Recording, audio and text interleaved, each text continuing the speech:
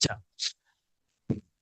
আমরা গতকালকে অনুপাতের একটা টাইপের ম্যাথ, মানে দুইটা ম্যাথ আর কি করি নাই, সেই দুইটা ম্যাথ আগে আমরা করব, এরপর আমরা আজকের টপিকে ফিরবো। ঠিক আছে? দেখেন, এই মিশ্রণ এবং অনুপাত, এটার আমরা দুইটা বা তিনটা ম্যাথ করছিলাম। আজকে আমরা দেখেন এই ম্যাথটাই করি। দেখেন এখানে বলছে যে 40 গ্রাম মিশ্রণে সোনা ও তামার অনুপাত হইলো 5:3। এটা একটা অঙ্ক। এই যে প্রথম বাক্যটাই একটা অঙ্ক, ধরে নেন 40 গ্রাম মিশ্রণে সোনা এবং তামার অনুপাত 5:3। মানে এই একটা অঙ্ক, এখানে সোনার পরিমাণ এবং তামার পরিমাণ বের করতে হবে। পরে কি বলছে, ওই মিশ্রণে কি পরিমাণ সোনা মেশালে সোনা এবং তামার অনুপাত হবে 7:3।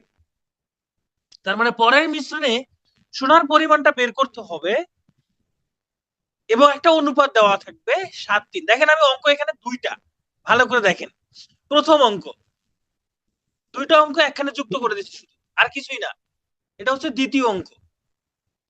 প্রথম অঙ্ক কি, যে প্রথম বাক্যটাই, এখানে সোনার পরিমাণ কত, এখানে সোনার পরিমাণ কত, এই 8 ভাগের 5 ভাগ হইলো সোনা। টোটাল কত গ্রাম, 40 গ্রাম, তাহলে গুণ 40, তাহলে 25 গ্রাম সোনা। আমরা গতকালকে এটা বের করছিলাম। তামা কত গ্রাম আছে, তামা হচ্ছে 8 ভাগের 3 ভাগ, গুণ 40, 15 গ্রাম তামা, তাই না?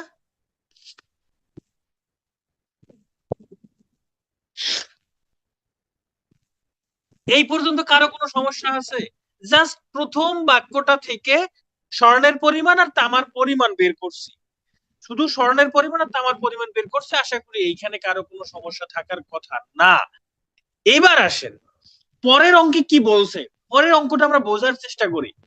ধরে নেন স্বর্ণের পরিমাণ আপনার কাছে নাই পরের অঙ্কে, শুধুমাত্র তামার পরিমাণ আছে 15 গ্রাম। তামা আছে কত গ্রাম, 15 গ্রাম তামা দেওয়া আছে।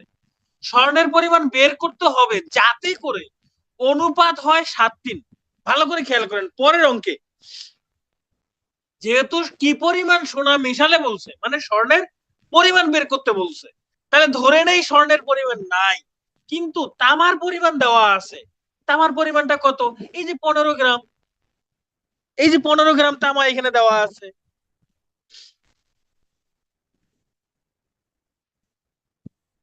আট কোথা থেকে আসলো? জান্নাত, আপনি গতকালকে ক্লাস করেন নাই? এই যে 5 এবং 3-এর যোগফল 8, এই যে 5 এবং 3-এর যোগফল 8। আচ্ছা, অঙ্কটা করার আগে আপনাদেরকে একটা প্রশ্ন দিই। ধরেন এইখানে 10টা আম আছে একটা ঝুড়িতে, আর 20টা লিচু আছে। কি আছে, একটা ঝুড়িতে 10টা আম আছে, 20টা লিচু আছে। আমি এইখানে কিছু পরিমাণ, ধরেন আমি এইখানে আর 5টা লিচু দিলাম, 5টা লিচু রাখলাম এইখানে। কি রাখলাম, 5টা লিচু। বলেন তো আম কয়টা হবে তাহলে? আম আছে 10টা, লিচু আছে 20টা, আমি এখানে আরো 5টা লিচু রাখলাম, তাহলে আম কয়টা হবে? আম 15টা হবে না? আম 15টা হবে না? কারণ 20টা লিচু আছে, 10টা আম আছে, আমি এখানে আরো 5টা লিচু যোগ করলাম, তাহলে কি হবে? তাহলে 10টা আম ছিল, 5টা লিচু যোগ করলাম, তাহলে আম হবে 15টা, তাই না?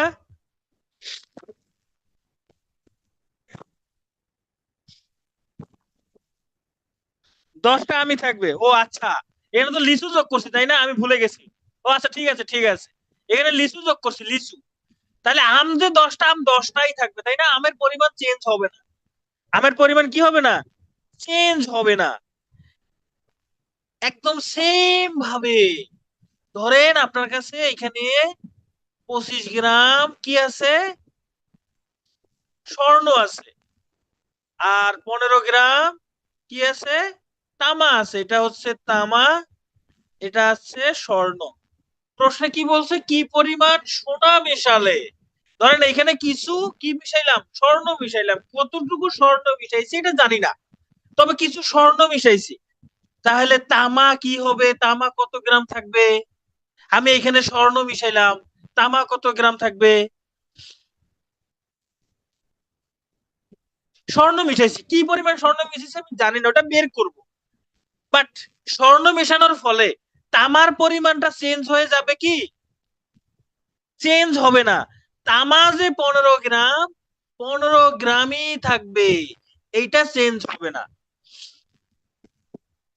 এইটুকু তো বুঝতে পারছি, এইটা তো ছোট বাচ্চারাও বুঝতে পারবে, এখানে তো না বোঝার মতো কিছু নাই। এইটুকু যদি বুঝে থাকেন, এই যে গহনাটা, এই যে একটা মিশ্রণ, একটা ধরেন মিশ্রণের মধ্যে 25 গ্রাম স্বর্ণ আছে, 15 গ্রাম তামা আছে, প্রশ্নে বলছে কি পরিমাণ স্বর্ণ মিশালে অনুপাত হবে এটা। স্বর্ণ মিশাইতে বলছে, তামা তো মিশাবো না, তাহলে তামার পরিমাণ যা তাই থাকবে। তামার পরিমাণ কি চেঞ্জ হবে? পরের যে অনুপাতটা সেখানে কি তামার পরিমাণ চেঞ্জ হবে নাকি তামার পরিমাণ আগেরটাই থাকবে? তামার পরিমাণটা আগেরটাই থাকবে। চেঞ্জ হবে কি? সোনা চেঞ্জ হবে, স্বর্ণের পরিমাণ চেঞ্জ হবে, তামা আগেরটাই থাকবে। এই জন্য তামা যেমন এইখানে 15 গ্রাম, এইখানেও তামা 15 গ্রাম। নতুন অনুপাতটা কত? অনুপাত কত? 7:3, তাই না? আচ্ছা, আমরা কি যেন বের করব? সোনার পরিমাণ বের করব, তাই না? স্বর্ণ বের করব, কার সাপেক্ষে? আমার কাছে কি দেওয়া আছে? তামার পরিমাণ দেওয়া আছে। তামার পরিমাণ দেওয়া আছে, সেটা দিয়ে স্বর্ণের পরিমাণ বের করবো। আর একটা অনুপাত দেওয়া আছে 7:3।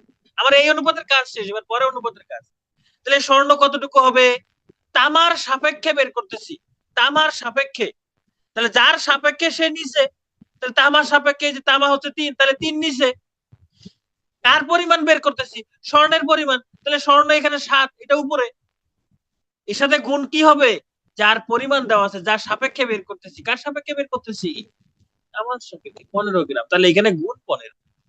তাহলে 3 দ্বারা 15-কে ভাগ করলে হবে 5, 5 7 35 গ্রাম। তাহলে প্রথম অঙ্কে তামা ছিল 15 গ্রাম, দ্বিতীয় অঙ্কেও তামা 15 গ্রাম, প্রথম অঙ্কে সোনা ছিল 25 গ্রাম, কিন্তু দ্বিতীয় অঙ্কে বলছে কি পরিমাণ সোনা মেশাইছি। সোনা মেশানোর পরে তামা সোনা হয়ে গেছে 35 গ্রাম। তাহলে কতটুকু সোনা মেশানো হয়েছে? আগে ছিল 25 গ্রাম, এখন হয়েছে 35 গ্রাম। তাহলে স্বর্ণ মেশানো হয়েছে কতটুকু? মেশানো হয়েছে কতটুকু? 10 গ্রাম মেশানো হয়েছে, তাই না? স্বর্ণ মেশানো হয়েছে 35 - 25 = 10 গ্রাম।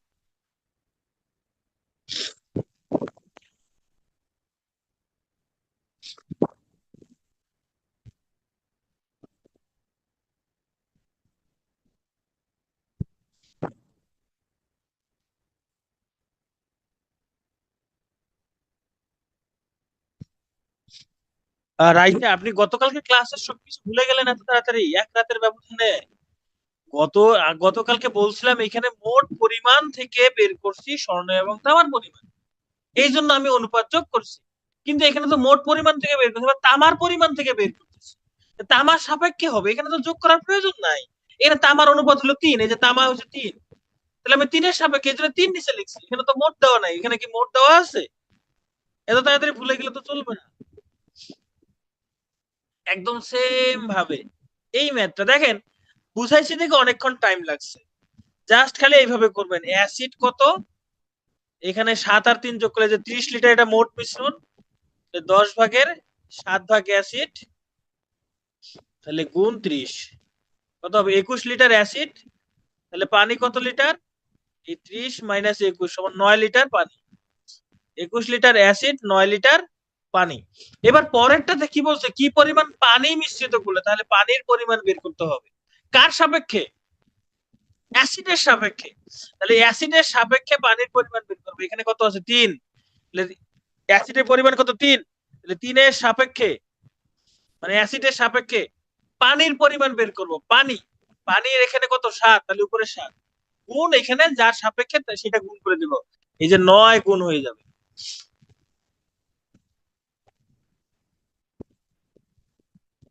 9 গুণ হয়ে যাবে। ভুল হইলো না? অ্যাসিড, অ্যাসিডের সাথে কি পরিমাণ পানি মিশ্রিত করলে, তাই না?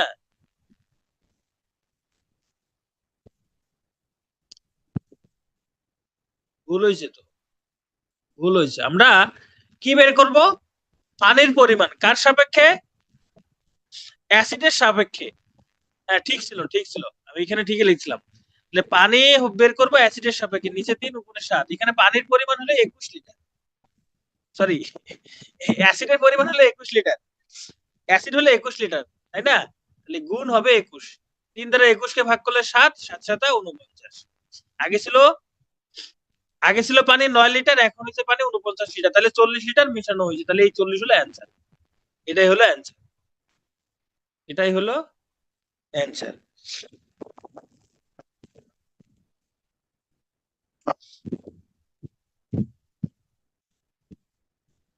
ভাইরে যেই লাউ সেই কদু, আপনি বের করেন 10 ভাগের 3 ভাগ গুণ, গুণ হবে 30, 9 লিটার। আপনি এইভাবে বের করতে চাচ্ছেন, করেন, অসুবিধা কোথায়? করেন, একই কথা তো, একই কথা না? একই কথা। এই যে 9 লিটার বের করছে আর বিয়োগ করে 9 লিটার বের করছে, অনেক ভাবেই করা যায়, সব ভাবেই করতে হবে। এই 21 অ্যাসিডের পরিমাণ না, ঠিক আছে, তো অ্যাসিডের পরিমাণের সাপেক্ষে তো বের করতেছি, অ্যাসিডের পরিমাণের সাপেক্ষে তো পানি বের করতেছি, তাই না? অ্যাসিডের পরিমাণের সাপেক্ষে পানি বের করতেছি তো, এই জন্য তো অ্যাসিড 21 অ্যাসিডের পরিমাণই হবে, এখানে তো আর পানির পরিমাণ হবে না। যেমন এই অঙ্কে তামার পরিমাণের সাপেক্ষে কি স্বর্ণের পরিমাণ বের করছি, এই যে 15, এটা কি তামার পরিমাণ, এই যে তামার পরিমাণ 15, সেটা গুণ করছি, এটাও সেটাই করছি। হ্যাঁ, দুটা ম্যাথই সেম, কোনো পার্থক্য নাই। এগুলো এখন নিজেরা করবেন, এগুলো নিজেরা করবেন, এটা নিজেরা করবেন। আচ্ছা, এই যে এখানে অনুপাত দেওয়া আছে, অনুপাত কিন্তু এখানে অনুপাত কি, এই যে 40% কে দেখেন, চিনি যদি 40% হয় তাহলে পানি হবে 60%, 40% অনুপাত 60%, এটা অনুপাত করলে কত হয় দেখেন, 2:3। তার মানে এখানে আসলে এই চিনি অনুপাত পানি সমান 2:3। পরেরটাতে বলছে চিনির পরিমাণ, কি পরিমাণ চিনি মেশালে চিনির পরিমাণ, পরেরটাতে চিনি অনুপাত পানি, 50% চিনি 50% পানি, তার মানে 50:50, মানে 1:1 হবে। এই যে দুইটা অনুপাত দেওয়া আছে, অনুপাত করে নিবেন, বাকিটুকু নিজেরা করবেন, বাকিটুকু নিজেরা করবেন। কেন এটা করে দিব, কেন বলেন, কেন করে দিব? আমি তো অর্ধেক করে দিলাম, এই যে অনুপাত দিয়ে করে শিখাইছি আমি, এখানে অনুপাত হচ্ছে 2 3, আর এখানে অনুপাত হচ্ছে 1 1। এখন আপনি করেন, পরীক্ষার হলে তো আর আমি করে দিব না।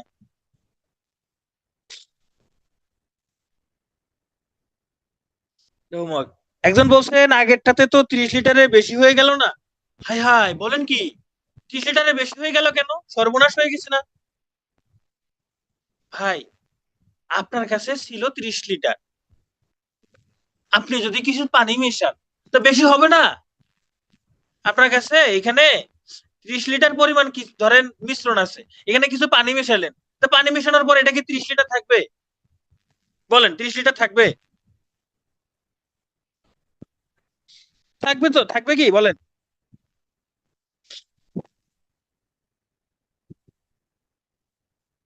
মিতু বলেন, থাকবে? এখানে কিছু পানি মেশালেন, 30 লিটার থাকবে নাকি কমে যাবে? অবশ্যই কি হবে, কমে যাবে না, নাকি বেশি হবে? বেশি হবে, এটাই স্বাভাবিক। ভাই, এখানে চিনি যদি হয় 40%, পানি কত হবে? এই 100 থেকে 40 বাদ দেন, কত হয়? 60%। পার্সেন্ট মানে তো 100-র সাথে তুলনা করছে, তাই না? এই জন্য 100 থেকে 40 বাদ দিয়ে 60 হয়েছে।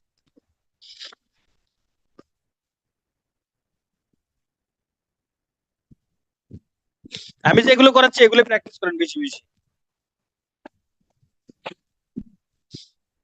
প্রথমটা নিবেন। আচ্ছা চলেন আমরা এবার অনুপাত শেষ, আজকের ক্লাস করি। আজকে আমরা মুনাফা এবং বাস্তব সংখ্যা করব। প্রথমে মুনাফা করব, এরপরে বাস্তব সংখ্যা করব। বাস্তব সংখ্যার খুব বেশি টাইপ করব না, প্রথমে মুনাফার একটু সূত্রগুলো দেখে নেই। প্রথমে সরল মুনাফা করব, তারপর যৌগিক মুনাফা, তারপর বাস্তব সংখ্যা। সরল মুনাফার আমরা একটা সূত্র জানি, আই ইকুয়াল পি এন আর ভাগ 100। আমরা এই সূত্রটা জানি, তাই না সবাই? আমরা এই সূত্র দিয়ে অঙ্ক করব, এই সূত্র দিয়ে অঙ্ক করব। তো যে এই সূত্রটা জানবে, যে এই সূত্র জানবে সে তো এইসব অঙ্ক পারবে। এখানে আই হলো কি, সুদ বা মুনাফা। ভাই, সুদ আর মুনাফা কিন্তু একই জিনিস।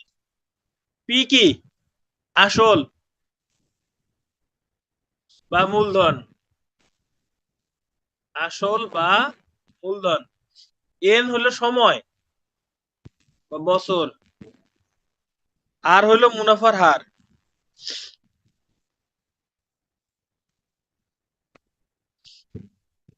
দুইটা অনুপাত যদি নতুন করে মিশানো হয় এসব আসবে না। ভাই আমি যা করেছি তাই করেন, আমি যা করেছি তাই করেন। আজকে দেখলাম আমাকে একজন মেন্টর, যে মেন্টর আমাকে মানে মেসেজ করছে যে দূরত্ব, লাভ, তারপরে হচ্ছে বয়স নির্ণয়, এইসব অঙ্ক করবে না স্টুডেন্টরা। অবশ্যই করবে, কেন করবে না?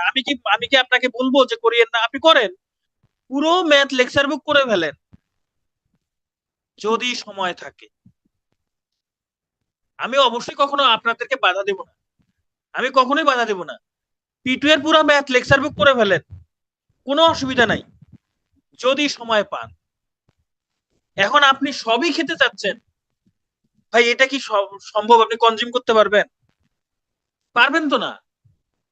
তাহলে আমি যা করাচ্ছি তাই করেন। আর যদি মনে হয় আমার উপর ভরসা পাচ্ছেন না, আমি যা করাচ্ছি এখান থেকে আসবে না, বাইরে থেকে আসতে পারে, তাহলে আপনি সব করবেন, তাহলে আপনি সব করবেন, সবই করেন, শুধু ম্যাথই করেন, অন্য বিষয় পড়ার দরকার নেই, শুধু ম্যাথই করবেন তখন।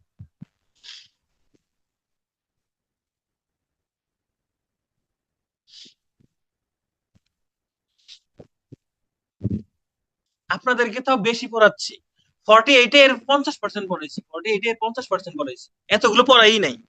48 এ, 48 এ এতগুলো পড়ে না। আপনাদের যা ম্যাথ করাচ্ছে ভাই, 48 এ আমি সর্বশেষ 7টা ক্লাস নিয়েছি, মাত্র 7টা। আপনাদের সেখানে 16টা ক্লাস হবে। তারপরে যদি আপনাদের মনে সন্দেহ জাগে, এটাই তো বলি আমি, যে লোভ সামলাইতে হবে। এই অল্প সময় আপনার মনে হবে আমি সব পড়ি, কিন্তু পড়তে তো পারবেন না।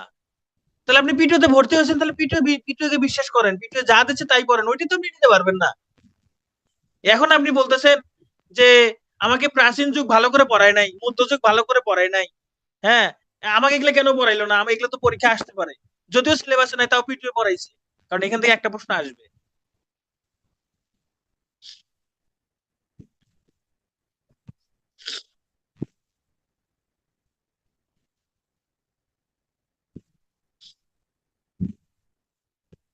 ঠিক আছে, তো আমি সূত্রগুলো বাংলায় লিখে রাখছি, সূত্রগুলো বাংলায় লিখে রাখছি। এই যে মুনাফা আয় সমান, এই যে আসল গুণন সময় গুণন হার, PNR ভাগ 100, এটা সূত্র। এখন সবসময় তো মুনাফা বের করতে বলবে না, আসল বের করতে বলতে পারে। যখন আসল বের করতে বলবে, পি সমান কি হবে? এই যে আই গুণন 100 ভাগ NR। যদি সময় বের করতে বলে, এন, কি হবে? আই গুণন 100 ভাগ PR। যদি হার বের করতে বলে, মুনাফার হার, এই যে আই গুণন 100 নিচে PN। ভালো করে খেয়াল করেন, শুধু মুনাফা নির্ণয়ের সূত্রটা একটু ভিন্ন, বাকিগুলো প্রায় সেম। উপরে আই গুণন 100 এটা ফিক্সড, আই গুণন 100 ফিক্সড, তাই না? আই ইন্টু 100 এটা ফিক্সড, শুধু নিচে চেঞ্জ হচ্ছে। পি নির্ণয় করব, এই যে PNR, তিনটা জিনিসই PNR, পি নির্ণয় করব তাহলে এনআর নিচে, এন নির্ণয় করব PR নিচে, আর নির্ণয় করব PN নিচে। সূত্রগুলো মনে থাকবে আশা করি, সূত্রগুলো মনে থাকবে। তাহলে চলেন আমরা এখন অঙ্ক করি। প্রথমে আমরা মুনাফা বের করব, মানে মুনাফা মানে কিন্তু সুদ। আরে যে সুদ আসল, সুদ আসল মানে কি?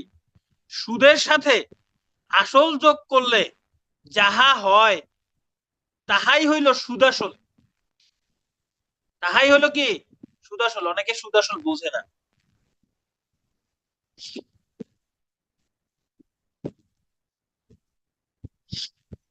আমি যা লিখছি তাই, নিচে 100 হবে, নিচে 100 হবে। ক্লাস শেষে স্লাইড দিয়ে দিব, তখন নোট করি।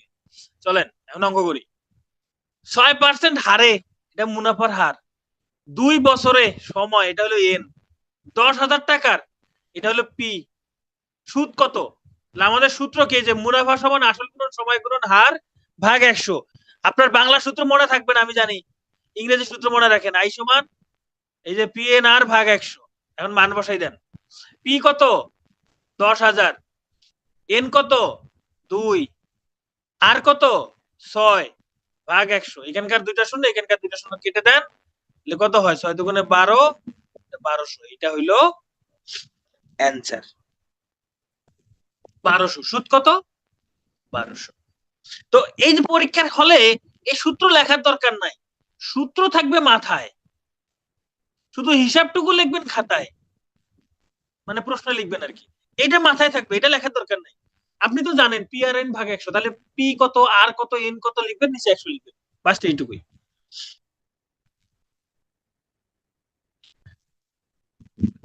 ওকে, ইংলিশ লেটার গুলোর নাম কি? এই যে এটার নাম হচ্ছে পি, যদিও পি না, এটার উচ্চারণ একটু ভিন্ন। এটার নাম হচ্ছে এন, এটার নাম হচ্ছে আর। এটার নাম হলো পি, এটার নাম হলো এন, এটার নাম হলো আর। এটাকে বলা হয় আসল, এটাকে বলা হয় সময়, এটাকে বলা হয় মুনাফার হার।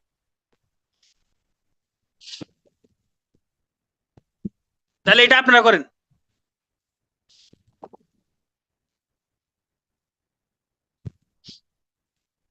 ম্যাথ একটু করান স্যার, টাইম কম। ম্যাথ একটু মানে কম করাবো? ও আচ্ছা, কমই করাচ্ছি, সমস্যা নাই, এটা আপনারা করেন।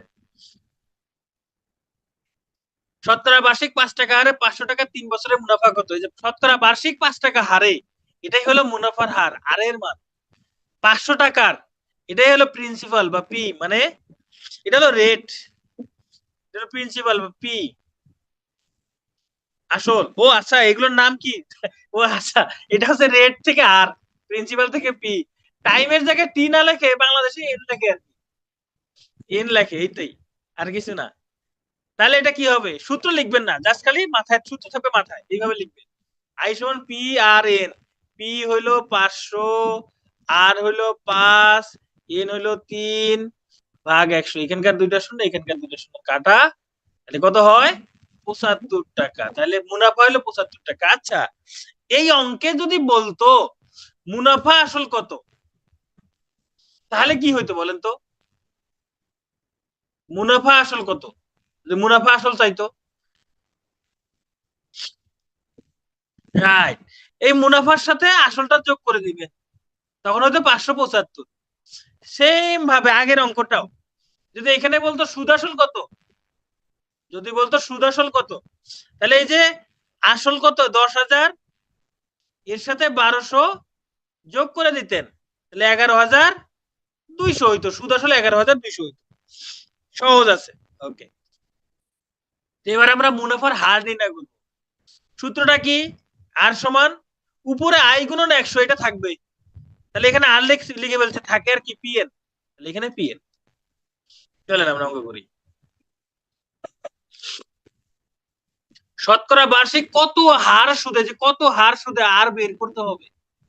60,000 টাকার, এটা হলো আসল, 5 বছরে, এটা হলো সময়, সুদ, মুনাফা, এটা হলো আয়, 6,000 টাকা হবে। তাহলে আর এর সূত্রটা কি? যদি এখানে আমি বাংলায় সূত্র লিখে রাখছি, বাংলায় ক্লাস 5-এ করছিলেন, ইংরেজিতে লেখেন আর সমান উপরে হবে আই গুণন 100, নিচে আসল গুণন সময়, মানে পিএন। তাহলে লেখেন আসল এই আই কত, আই হলো 6,000 গুণন 100, এটা থাকবেই, পি কত 60,000 গুণন এন হলো 5, এইখানকার 4টা শূন্য, এইখানকার 4টা শূন্য কেটে দেন,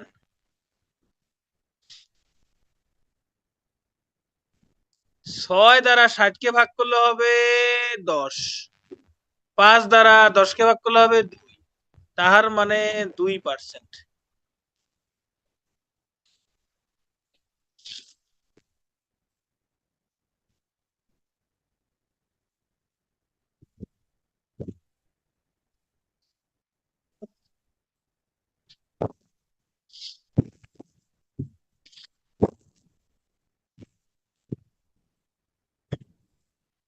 আচ্ছা, এবার দেখেন, এবার তো এক ঝামেলা লাগাই ফেলছে। কি ঝামেলা করছে? বলছে শতকরা বার্ষিক কত হার সুদ আছে, মুনাফার হার বের করবো, তাই না? মুনাফার হার বের করতে হবে। আচ্ছা, মুনাফার হার বের করতে হবে। 5 বছরে এন দেওয়া আছে 5, বলছে সুদ, সুদ আসলের 5/1 হবে।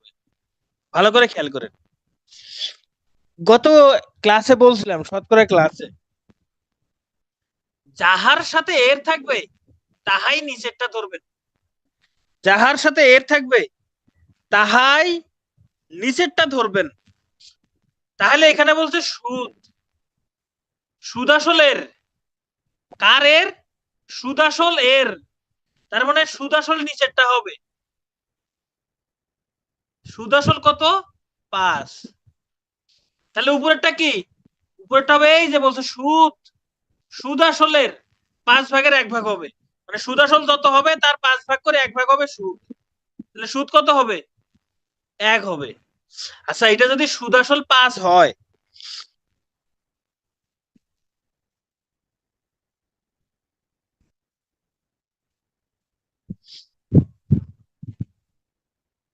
আচ্ছা সুলতান মাহমুদ, এটার কোনো ব্যাখ্যা আছে? স্টুডেন্ট যেহেতু এটা বলছে n=5 কেন লিখি?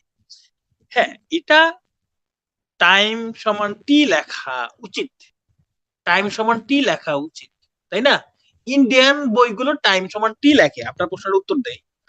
ইন্ডিয়ান বইগুলো টাইম সমান টি লেখে, বাংলাদেশে এন লেখে। তাই বলে কি বাংলাদেশের বইগুলো ভুল? না, আসলে এন মানে হচ্ছে এখানে যদিও বছর, আসলে এটা কতবার সে সুদ নেয়, কতবার সুদ নেয় সেটা, এই জন্য এটা এন দ্বারা প্রকাশ করা। আমরা যে কোনো সংখ্যাকে এন দ্বারা প্রকাশ করি না, যে ধরি সে প্রেম করেছে এন সংখ্যক, ধরি সে বিয়ে করেছে এন সংখ্যক। হ্যাঁ, নাম্বার অফ ইয়ার্স ঠিক আছে, কিন্তু আমি একটু পরে আপনাদের দেখাবো যে আসলে এই 5 বছর এটা হচ্ছে কতবার সুদ নিচ্ছে, তার আসলের উপর কতবার সুদ নিচ্ছে, এটা নাম্বার অফ ইয়ার্স, এটা ঠিক আছে, ওটাও ঠিক আছে, নাম্বার অফ ইয়ার্স থেকে এন আসছে, কিন্তু এই যে কতবার সুদ নেয় আমি একটু পর আবার দেখাবো আপনাদের। তাই অঙ্কটাকে শেষ করি। আপনার স্টুডেন্ট তো ব্রিলিয়ান্ট, এই ধরনের প্রশ্ন করছে। যে কোনো স্টুডেন্ট যখন এই ধরনের প্রশ্ন করবে তার মানে তার জানার আগ্রহ আছে, তার মানে তার জানার আগ্রহ আছে, তাকে যত পারবেন শেখাবেন। তাহলে সুদ আসল যদি 5 হয়, সুদ যদি 1 হয়, এই সুদ আসলের মধ্যে কি কি আছে? এখানে সুদ আর আসল আছে না? সুদ এবং আসল আছে কিনা সুদ আসলের মধ্যে? আছে তো? এর মধ্যে সুদ এবং আসল আছে তো? অবশ্যই আছে। এখন এখানে আবার বলছে সুদ 1 টাকা, তার মানে এই সুদ আসলের মধ্যে সুদ কত টাকা? সুদ 1 টাকা আছে, তাহলে আসল কত? তাহলে আসল কত বলেন তো? আসল 4 টাকা। আসল পি সমান 4 টাকা, সুদ আই সমান 1 টাকা, সময় এন সমান 5 বছর। তাহলে এবার আর বের করেন, আর সমান আই গুণন 100 ভাগ পি এন। আই কত? আই হচ্ছে 1 গুণন 100, পি কত? 4, এন কত? 5, এন হলো 5। তাহলে ভাগ করেন, 4 দ্বারা 100 কে ভাগ করলে হবে 25, 5 দ্বারা 25 কে ভাগ করলে হবে 5, মানে 5%। এটাই হলো অ্যান্সার। তাহলে সুদের হার কত? 5%। দেখেন এই অঙ্কগুলো আপনারা অন্যভাবে করছেন। কিভাবে? ধরে নিয়েছেন সুদ আসলে এক্স, তারপর লিখছেন সুদ মানে ভগ্নাংশ নিয়ে আসছেন। আমি কি বলছি যে এই ধরনের ভগ্নাংশ থাকলে আমরা ভগ্নাংশকে ভগ্নাংশ রাখবো না, ওকে পূর্ণ অংশ করে ফেলবো। এই দেখেন এখানে সব পূর্ণ অংশ হয়ে গেছে, এখানে আর কোনো ভগ্নাংশ নাই। এই ধরনের অঙ্ক আরো প্র্যাকটিস করবো। এই যে বলছে সরল সুদের হার শতকরা কত হইলে, মানে মুনাফার হার বের করতে হবে। যে কোনো মূলধন, আসলে আমরা জানি না, আসল কত আমরা জানি না। 8 বছরে এন দেওয়া আছে, সুদে আসলে 3 গুণ হবে, তার মানে আসল কত জানি না, আসল কিছু একটা ধরে নিব। 8 বছর পরে সেই আসলটা 3 গুণ হয়ে যাবে, সেটা কিসে? সুদে আসলে 3 গুণ হবে। আচ্ছা আসল কত ধরবো বলেন তো? আসল কত ধরবো?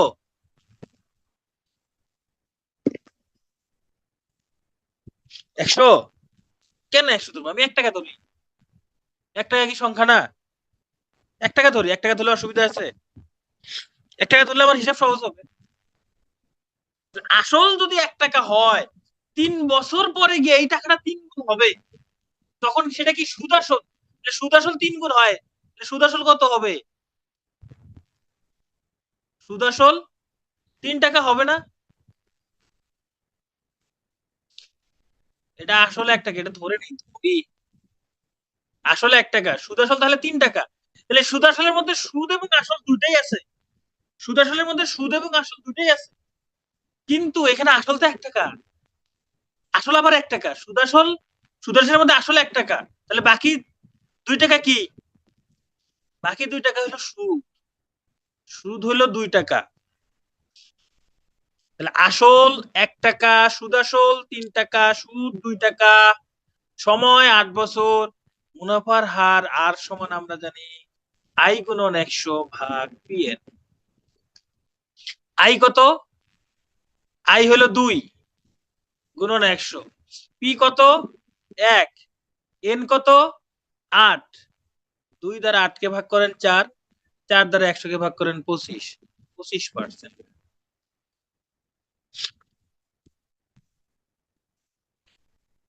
সুদ আসল 3 কিভাবে? এই যে 3 গুণ বলছে, এই 1-এর সাথে 3 গুণ করছি, 1-এর সাথে 3 গুণ করলে কত হয়? 3 ও কে 3। এই যে মূলধন বা আসল ধরছি 1 টাকা, আসলে 1 টাকা হলে তাহলে সুদ আসল 3 গুণ হবে, মানে আসলে 3 গুণ, এই জন্য 3 আর 1 গুণ করছি, 3 আর 1 গুণ করলে কি 3 হয়? হ্যাঁ 3 হয়, এই জন্য সুদ আসল 3 টাকা। সুদ 2 কিভাবে বের করলেন? পি 1 টাকা ধরে নিছি, মেম, পি 1 টাকা ধরে নিছি, আপনি অন্য কিছু ধরতে পারেন, আপনি এক্স ধরতে পারেন, আসলে এক্স ধরতে পারেন, তখন সুদ আসল হবে 3x। তাহলে সুদ আসল থেকে আসল বাদ দিলে তখন হবে সুদ 2x, 2x। আপনি এক্স ধরতে পারেন, এক ধরছি, হিসাব সহজ হয়ে গেছে, এক ধরাতে হিসাব একদম সহজ হয়ে গেছে। এটা 8, 8, ইহা 8।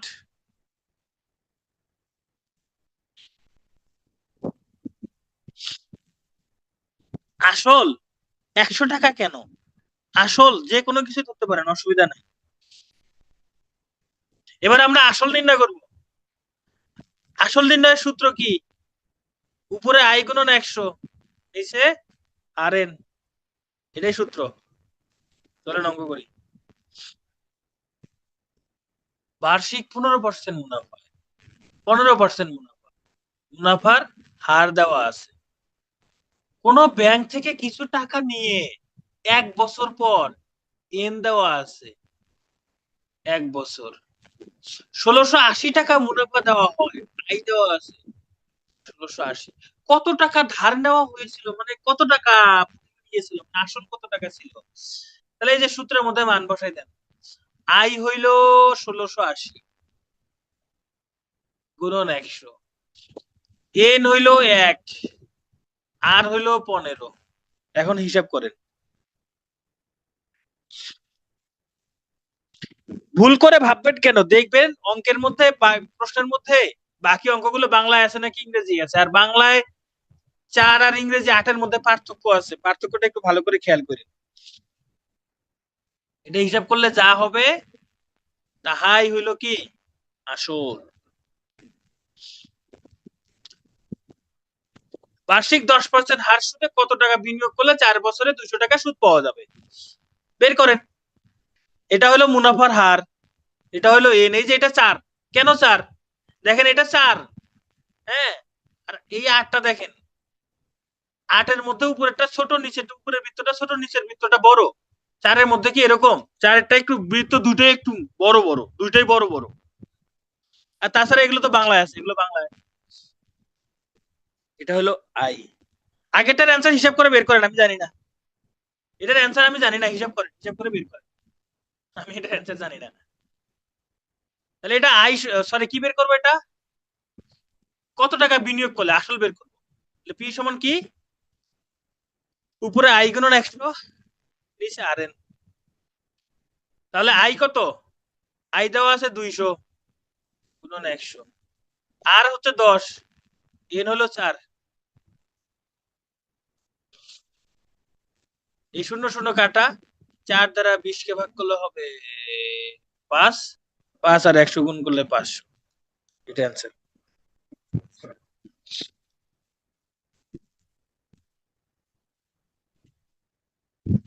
সময় নির্ণয় করব। এখন এগুলো আপনারা পারবেন না বলেন তো, এই অঙ্কগুলো এখন পারবেন না। এখন শুধু সূত্র, এখানে এন এন বের করতে বলছে, এন বের করবেন। এন বের করতে বলছে যে আই গুণন 100 নিচে পি আর, মান বসাই দিয়ে এখন অঙ্ক করবেন। এখানে আমাকে আর করে দেওয়ার আছে। পার্সেন্ট কই যাবে ভাই? পার্সেন্টের জন্য আমি 100 লিখছি ভাই। পার্সেন্ট কই যাবে? পার্সেন্টের হিসাবই নাই, এখানে শুধু 10 নেবেন। পার্সেন্টের জন্য উপরে একটা 100 আছে, এই 100 পার্সেন্টের জন্য আসছে, আর কোন কারণে না। সূত্র যেভাবে লিখছি এইভাবে লিখে শুধু অঙ্ক করবেন। পার্সেন্ট কই? পার্সেন্ট উঠাও। এই 100, এই যে এই 100 আসছে এই পার্সেন্টের কারণে, আর কোনো কারণে না। তাহলে এটা নিজেরা করবেন, এগুলো নিজেরা করবেন। এই অঙ্কটা করে দেই।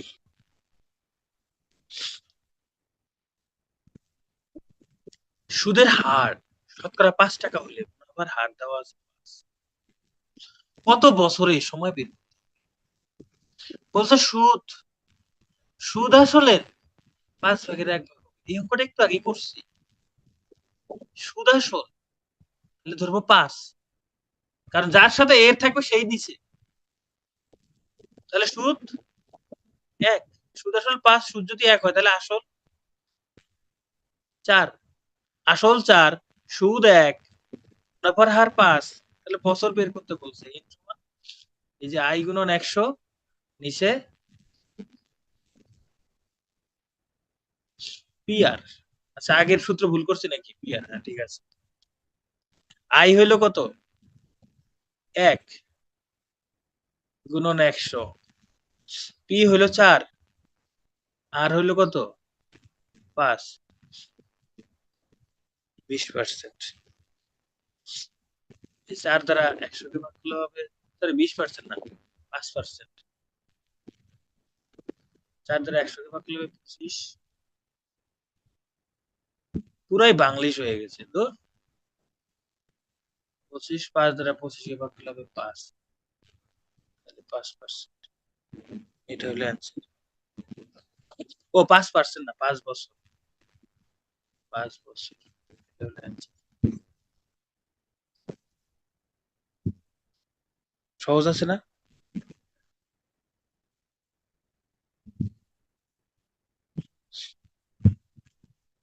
সহজ আছে না? হ্যাঁ সহজ। ঠিক আছে।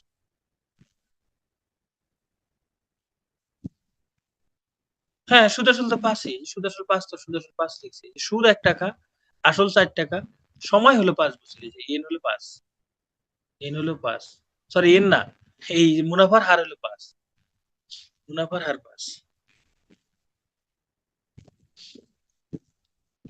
চক্রবৃদ্ধি মুনাফা,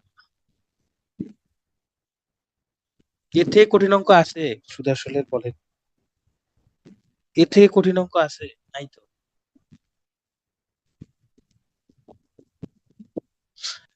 100 ধরলে সহজ লাগে, তাহলে 100 ধরে করবেন। নাজরিন 100 ধরে করবেন, অসুবিধা নেই।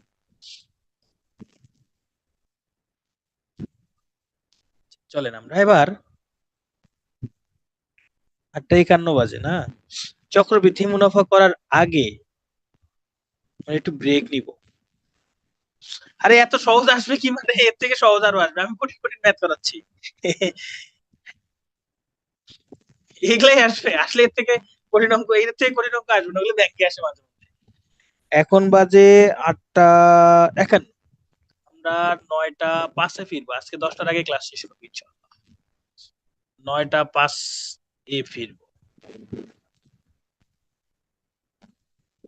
হ্যাঁ,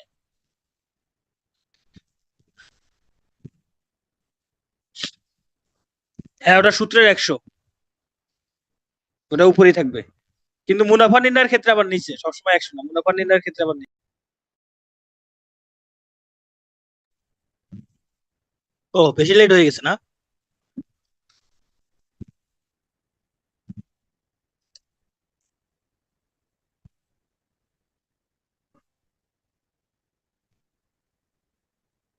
ওকে,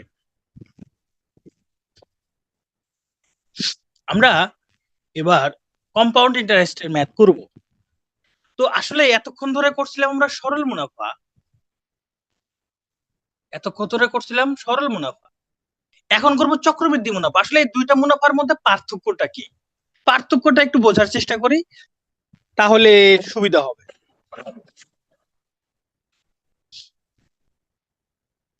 ধরেন আপনি 100 টাকা ব্যাংকে রাখছেন, প্রতি বছর 10% মুনাফা দিবে।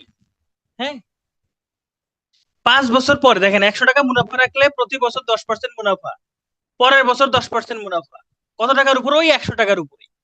তারপরের বছর ওই 100 টাকার উপরেই 10% মুনাফা, মানে প্রতি বছর ওই 100 টাকার উপর 10% করে মুনাফা দিবে। এটা হলো সরল মুনাফা। এটা হলো কি মুনাফা? সরল মুনাফা।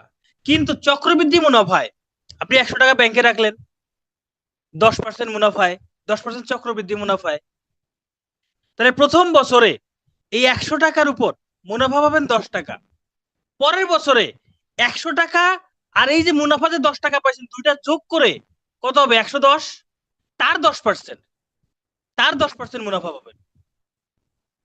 তার মানে কি?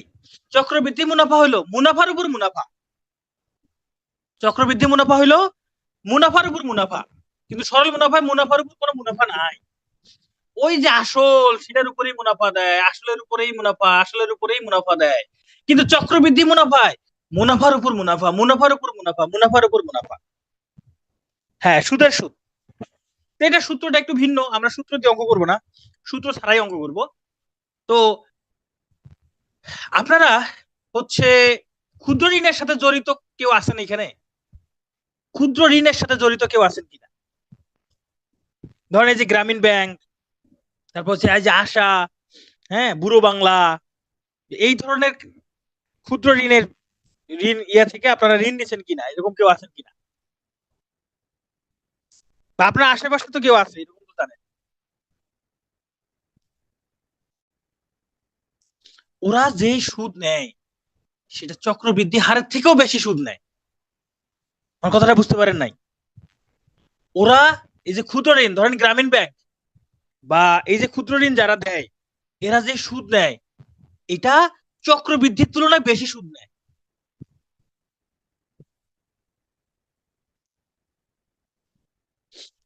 কিভাবে? ধরেন আপনি 10,000 টাকা সুদ নিলেন। কত টাকা? 10,000 টাকা লোন নিলেন, লোন গ্রামীণ ব্যাংক থেকে, গ্রামীণ ব্যাংক থেকে 10,000 টাকা থেকে লোন নিলেন। গ্রামীণ ব্যাংক শর্ত দিল 10% মুনাফা নেবেন, ধর 10% মুনাফা নেবে, ধরে নেন 10% মুনাফা নেবে। ভালো করে চিন্তা করেন, মানে কি? মানে 1 বছর পরে গিয়ে টোটাল টাকার উপর 10% মুনাফা দিবে। এই টাকাটা আপনার কাছে 1 বছর থাকবে, তারপরে আপনাকে, তারপর হচ্ছে আপনি 10% মুনাফা দিবেন। কিন্তু এরা কি করে বলেন তো? এরা হচ্ছে আজকে টাকা দিল, পরের সপ্তাহে এসে ধরেন 500 টাকা নিয়ে গেল, তারপরের সপ্তাহে ধরেন আরো 500 টাকা নিল, তারপরের সপ্তাহে আরো 500 টাকা নিল। চিন্তা করতেছেন তাহলে কি দাঁড়াইলো? সুলতান 1 লাখ টাকা নিয়ে 1,20,000 টাকা দিচ্ছেন না? 1 বছর পর, 1 বছর পরে কি 1,20,000 দিচ্ছেন নাকি মাসে মাসে দিচ্ছেন? যদি 1 বছর পরে 1,20,000 দেন তাহলে 20% সুদ দিছে, তাহলে ঠিক আছে। কিন্তু আপনি যদি মাসে মাসে টাকা দেন তাহলে আপনার কাছে 20% সুদ নেয় নাই, প্রায় 60-70% সুদ নিছে। টাকা দেওয়ার সময় প্রথম মাসেরটা নিয়ে নেন। তাহলে চিন্তা করেন, এই যে 500 টাকা আপনার কাছে থাকলো 7 দিন, কিন্তু এই 500 টাকার উপর সুদ নিছে 1 বছরের। থাকলো 7 দিন, সুদ নিল 1 বছরের। এই 500 টাকা আপনার কাছে থাকলো 14 দিন, কিন্তু সুদ নিল 1 বছরের। এই 500 টাকা থাকলো আপনার কাছে 21 দিন, সুদ নিল 1 বছরের। আসলে সুদটা 10% না, এই সুদের হারটা 70-80% পর্যন্ত চলে যায়। মাসে মাসে কিস্তি দিচ্ছেন তাহলে আপনার 20% সুদ না, মাসে মাসে মাসে মাসে কিস্তি দিলে আপনার সুদের হার, ধরেন আপনি 1 লাখ টাকা নিচ্ছেন, আপনি 1 লাখ টাকা নিচ্ছেন না, 1 লাখ টাকা নিচ্ছেন, আপনি যদি বছর শেষে 1,20,000 টাকা দিতেন তাহলে ঠিক আছে, হ্যাঁ, আপনার 20% সুদ নিছে। কিন্তু আপনি 1 লাখ টাকা নেওয়ার নেওয়ার 1 মাস পরেই আপনার কাছে টাকা ছিল কত? 90,000 টাকা ছিল, 90,000 টাকা ছিল, 90,000। ওই যে 10,000 টাকা ব্যাংক নিয়ে গেছে, কিন্তু 10,000 টাকার কিন্তু সুদ 1 বছরের নিচে। থাকলো আপনার কাছে 1 মাস, এই টাকাটা 1 মাস আপনার কাছে থাকলো, কিন্তু সুদ নিছে 1 বছরে গেছে। সরকারের দায়ভার নাই এখানে, সর্বনাশ, সরকারই তো এখন এটা। এটা নিয়ে কথা বললে তো ঝামেলা। আমি যেটা বলছি এটা নিয়ে যদি এখন কেউ যদি আবার এই ইয়া করে ছেড়ে দেয় যে গ্রামীণ ব্যাংক নিয়ে লাবু স্যার এই কথা বলছে, গ্রামীণ ব্যাংক হচ্ছে শোষণ করতেছে, এই করতেছে সেই করতেছে, এগুলা যদি বলে তাহলে তো সর্বনাশ হয়ে যাবে, আমার চাকরি যাবে, দেখে থাকাও কঠিন হয়ে যাবে। আচ্ছা যাই হোক, চলেন আমরা অঙ্ক করি। চেষ্টা করবেন কখনো এইসব ক্ষুদ্র ঋণে না জড়ানো। হ্যাঁ, এগুলো হচ্ছে খুবই মারাত্মক। মানে এরা গরিবদের কিভাবে শোষণ করে, মানে চিন্তার বাইরে। এটা কখনোই, এটা তো সাধারণ মানুষ বোঝে না। সাধারণ মানুষ চিন্তা করে আমি 10,000 টাকা নিছি, আমি সপ্তাহে সপ্তাহে টাকা দিব, অল্প অল্প করে টাকা দিব, তাহলে আমার কি হবে? 10,000 টাকা নিয়ে অল্প অল্প করে টাকা দিচ্ছি, আমার আরাম হচ্ছে। কিন্তু ভাই সাধারণ মানুষ তো বুঝতেছে না, তোর কাছ থেকে টাকা শোষণ করে নিচ্ছে। এটা তো সাধারণ জনগণ বুঝবে না, শুধু সাধারণ জনগণ না ভাই, একটা অনার্স পাস করার মানুষও এই জিনিসটা জানে না। একটা অনার্স পাস করার মানুষও জানে না যে 10% সুদ নিচ্ছে, আসলে 10% না, এটাতে 50-60% হয়ে যাচ্ছে। একটা অনার্স মাস্টার্স পাস করা ছেলে মেয়েও অনেকে জানে না, অনেকেই জানে না। কেন বিরোধিতা করা যাবে না? করেন, বিরোধিতা করেন। শর্ত দেওয়া যায়, শর্ত দেওয়া যায় যে আপনি 10% সুদ নিবেন, 10% সুদ নেবেন, সে 1 বছর পরে গিয়ে একবার টাকা নেবেন, 1 বছর পরে গিয়ে টাকা নেবেন। হ্যাঁ, এটা করতে পারে যে সুদের হারটা ধরেন 10,000 টাকা নিচে, সুদে ধরেন 10,000 টাকার 1,000 টাকা সুদ হয়। এই সুদের টাকাটা সে যদি চায় সপ্তাহে সপ্তাহে নিতে, কিন্তু আসলে হাত দিতে পারবে না। সুদের টাকাটা সপ্তাহে সপ্তাহে নিতে পারে, সুদের টাকা সপ্তাহে সপ্তাহে নিল, ঠিক আছে, সুদের টাকাটা সপ্তাহে সপ্তাহে নিক, সমস্যা নাই, কিন্তু আসলে হাত দিতে পারবে না, আসলে কোনো হাত নাই, আসল যেমন আছে তেমনই থাকবে।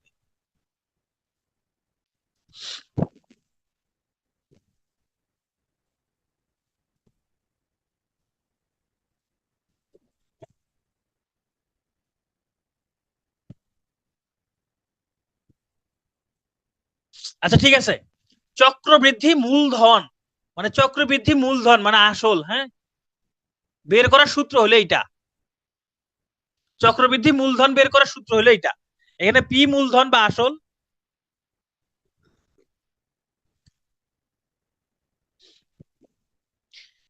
এইটা হচ্ছে ব্যাংকের ক্লাসে করাই অবশ্য, ওরা কিভাবে ওটা সূত্র আছে আলাদা। এটা হলো মূলধন নির্ণয় সূত্র, P into 1 + r/100 to the power n। আর হলো মুনাফার হার, এন হলো সময়। এটা কিন্তু মূলধন, মুনাফা না। এই মূলধন থেকে যখন, এই যে চক্রবৃদ্ধি মূলধন মানে এটা মূলধন, মানে এখানে কিন্তু মুনাফা আসল দুটাই আছে, এখানে কিন্তু মুনাফা এবং আসল দুটাই। এই সূত্র দ্বারা এখানে যদিও বলছে চক্রবৃদ্ধি মূলধন, চক্রবৃদ্ধি মূলধন বলতে সেখানে মুনাফা এবং আসল দুটাই থাকবে।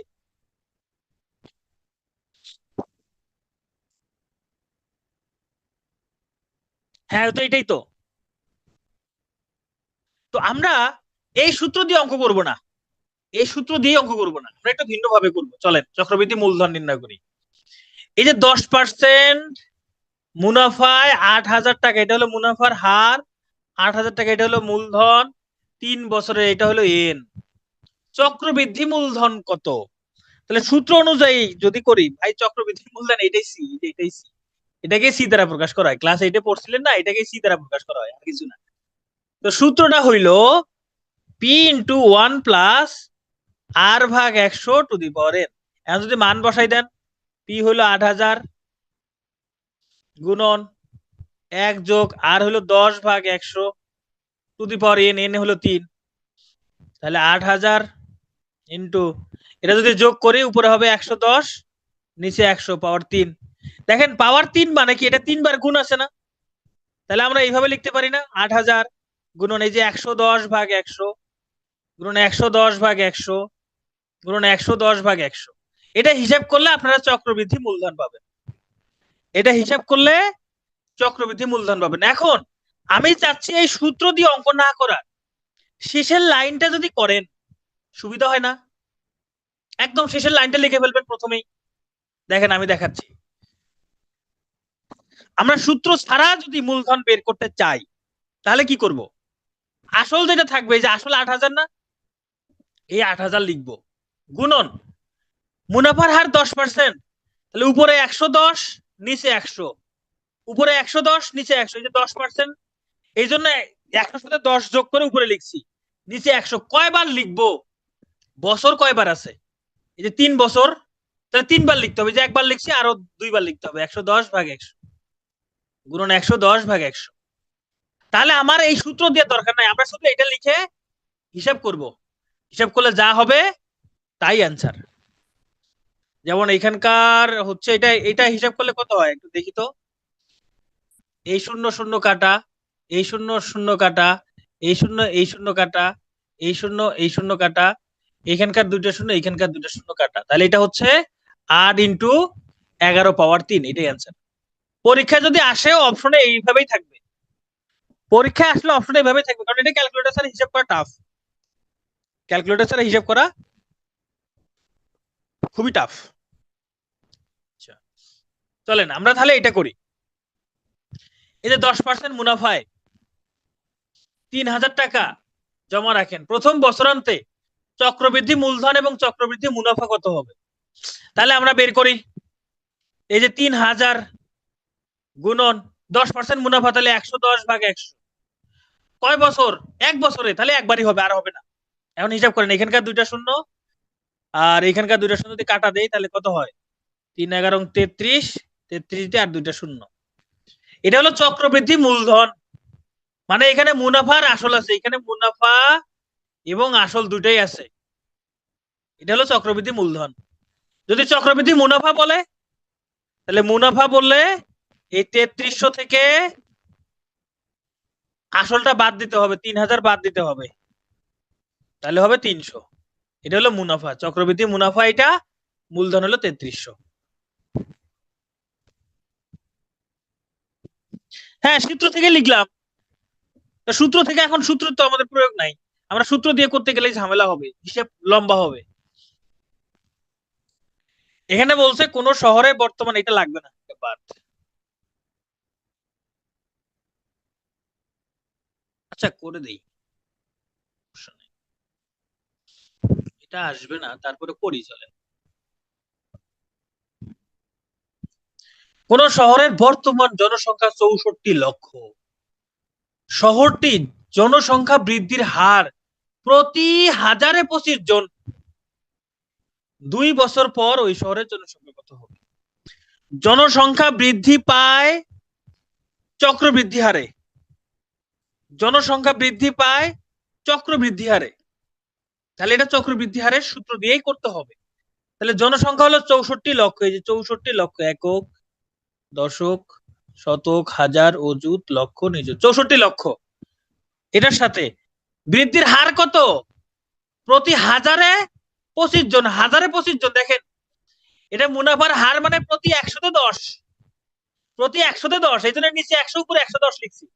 এটা কিন্তু প্রতি 100-তে না, বলছে প্রতি 1000-এ। প্রতি 1000-এ বলছে, নিচে 1000, উপরে 1025।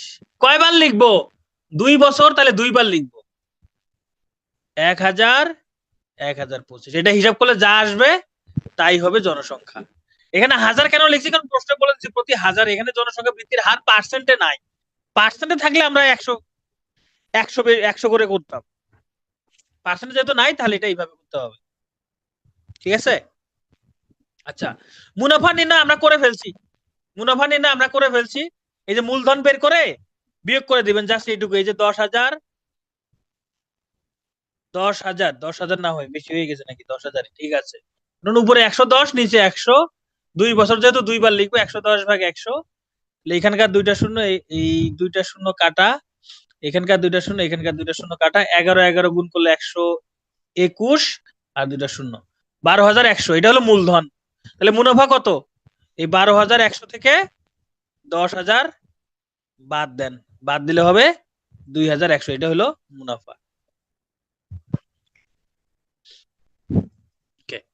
তো এগুলা হচ্ছে আপনারা নিজেরা করবেন, যেটা হোমওয়ার্ক, নিজেরা প্র্যাকটিস করবেন। এবার আংশিক বছরের মূলধন বা মুনাফা নির্ণয়। এখানেই 200 কেন হইলো? কোথায় 200 লিখছি? কই 200 লিখছি, কোথাও 200 লিখি না, আরে এগুলো 100, 100 লিখতে গিয়ে 200 হয়ে গেছে, 100, এগুলো 100, 100 দ্রুত লিখতে গিয়ে 2 হয়ে গেছে। ধরেন আপনি ব্যাংক থেকে লোন নিলেন 10,000 টাকা। কত টাকা? আচ্ছা ধরেন 1,000 টাকা, 1,000 টাকা। ব্যাংক শর্ত দিল মুনাফা দিবে 10%। তার মানে 1 বছর পরে আপনি মুনাফা কত পাবেন বলেন তো? 1 বছর পর মুনাফা কত পাবেন? 1 বছর পর মুনাফা কত পাবেন? আরে কঠিন না, সহজ আছে। কত টাকা মুনাফা পাবেন? 100 টাকা মুনাফা পাবেন, তাই না? 100 টাকা মুনাফা পাবেন 1 বছর পরে, 100 টাকা মুনাফা পাবেন। 10 টাকা না, 100 টাকা। 1,000 টাকার 10% 100 হয়। 1,000 টাকার 10% 100 হয়। এই শূন্য শূন্য এই শূন্য শূন্য কাটা দিলে 100 হয়। তাহলে 100 টাকা মুনাফা দিবে। ব্যাংক থেকে যদি লোন নেন 1,000 টাকা, তাহলে ব্যাংকে আপনি কি করবেন? এটা লোন নিছেন, তাহলে 100 টাকা মুনাফা দিতে হবে। 100 টাকা মুনাফা দিতে হবে বছর শেষে। সেম কাজটা যদি আপনি ব্যাংকে টাকা রাখলেন, 1,000, শর্ত হলো মুনাফা, আপনাকে ব্যাংক মুনাফা দিবে 10%। ব্যাংক মুনাফা দিবে 10%। তাহলে 1 বছর পর কত টাকা মুনাফা দিবে ব্যাংক? 1 বছর পর কত টাকা মুনাফা দিবে ব্যাংক? ওই 100 টাকায় মুনাফা দিবে, ওই 100 টাকায় মুনাফা দিবে, তাই না? এখন আপনি যদি 6 মাস পর গিয়ে বলেন, 6 মাস পর গিয়ে বললেন আমাকে মুনাফা দেন, মুনাফার টাকাটা দেন, মুনাফার টাকা দেন, কত টাকা দিবে বলেন তো? কত টাকা দিবে? 50 টাকা দিবে আপনাকে, 50 টাকা দিবে, 100 টাকা দিবে না। কয় টাকা দিবে? 50 টাকা দিবে। ওরা হিসাব করবে যে 6 মাস পর আসছে, তাহলে 50 টাকা 2 ভাগ করে দিব, 6 মাস 6 মাস 2 ভাগ, মানে ও 100 টাকাই দিবে। ব্যাংক কিন্তু 100 টাকাই দিবে আপনাকে। ধরেন আপনি 3 মাস পরে গেলেন, 3 মাস পরে গিয়ে বললেন আমাকে মুনাফার টাকাটা দেন। 3 মাস পরে গিয়ে তানিয়া আফরোজ বলছে কেন? ব্যাংক কি বোকা? 6 মাস পরে যায় আপনি 100 টাকা দিলেন, 100 টাকা নেবেন, আবার 6 মাস পরে 100 টাকা, তাহলে বছরে 200 টাকা হয়ে যাবে। ব্যাংক আপনাকে 200 টাকা মুনাফা দিবেন? ব্যাংক তো 200 টাকা মুনাফা দিবেন আপনাকে। ব্যাংক চালাক আছে, আপনারা বোকা। কারণ আপনাদের এই 100 টাকা ও সপ্তাহ সপ্তাহে গিয়ে নিচ্ছে। এই বোকা আমি বাংলা জনগণ করতে পারে, কিন্তু ব্যাংক তো এই বোকা আমি করবে না। ব্যাংকে টাকা রাখলে সে কি করবে? 6 মাস পর পর গেলে 50 টাকা দিবে, 6 মাস পর 50 টাকা, আবার 6 মাস পর 50 টাকা, মানে বছর শেষে ওই 100 টাকাই দিবে। যদি 3 মাস পর পর যান তাহলে সে 25 টাকা দিবে। 3 মাস পর গিয়ে যদি মুনাফা চান 25 টাকা দিবে। কেন দিবে? বলবে, এইভাবে বলবে যে 3 মাস পর 25 টাকা, আবার 3 মাস পর 25 টাকা, আবার 3 মাস পর 25 টাকা, আবার 3 মাস পর 25 টাকা, মানে বছরে 4 বার নিবে, 4 25 100 টাকা। ব্যাংক ওই হিসাব করেই দিবে, ব্যাংক হিসাব করেই দিবে। মানে আপনি যেভাবে ব্যাংকের কাছ থেকে টাকা নেন না কেন, ও হিসাব করে 100 টাকার বেশি দিবে না। কিন্তু আপনি আপনার কাছে যদি মুনাফা পায়, সে সপ্তাহ সপ্তাহে এসে নিয়ে যাচ্ছে 100 টাকা করে, সপ্তাহ সপ্তাহে এসে নিয়ে যাচ্ছে, তাহলে চিন্তা করতে পারতেছেন কত চালাকি করে। আচ্ছা এখন আসেন, তার মানে আপনি যখন 10% মুনাফা 6 মাস পরে নিচ্ছেন, মুনাফার টাকাটা অর্ধেক হয়ে যাচ্ছে না? মানে মুনাফার টাকা তখন 5% হয়ে যাচ্ছে কিনা? মুনাফার টাকাটা কি অর্ধেক হয়ে যাচ্ছে, 5% হয়ে যাচ্ছে কিনা? কারণ 6 মাস পরে গেলে আপনাকে 50 টাকা দিচ্ছে, তখন তো 10%, 6 মাস পরে গিয়ে আপনাকে 10% হিসাবে দিচ্ছে না, 5% নিয়ে 5% দিচ্ছে, রাইট? তো এটুকু বুঝতে পারলে তাহলে এই অঙ্ক বুঝতে পারবেন। দেখেন তাহলে 6%, এই যে হার সুদে, কথাটার অর্থ হইলো 100 টাকার 1 বছরের সুদ 6 টাকা, 100 টাকার 1 বছরের সুদ 6 টাকা। কিন্তু আপনি যদি 6 মাস পরে যান, আপনাকে সুদ দিবে তখন 3 টাকা। 6 মাস পরে গেলে সুদ দিবে 3 টাকা, তার মানে সুদের হার হয়ে যাবে অর্ধেক, 3% হয়ে যাবে। 6 মাস পরে গেলে, বছরে কয়বার নিচ্ছেন? 2 বার, তাহলে সুদের হারটা 2 ভাগ করে দিবে, 2 ভাগ করে দিবে 3%। এবং আগে বছর শেষে একবার নিতেন, একবার নিতেন, কিন্তু 6 মাস পর পর নিলে 2 বার নিবেন, এই জন্য 2 দ্বারা ভাগ। 6 মাস পর পর গেলে 2 বার নিবেন, এই জন্য 2 দ্বারা ভাগ। তাহলে চলেন আমরা একটা অঙ্ক করি। যেমন এই অঙ্কটা, বার্ষিক 6% হার সুদে, মানে কথা হলো বার্ষিক 6% হার, মানে বছর শেষে 6 টাকা সুদ দেবে 100 টাকার উপর। ষান্মাসিক চক্রবৃদ্ধিতে, কিন্তু ষান্মাসিক মানে 6 মাস পর পর 2000 টাকা সঞ্চয় হিসেবে জমা রাখা হইলে বছর শেষে সুদে আসলে কত টাকা পাবে? দেখেন, মুনাফার হার 6%, যখনই ষান্মাসিকে চলে গেছে, ষান্মাসিকে চলে গেছে মানে মুনাফার হার কি হয়ে গেছে?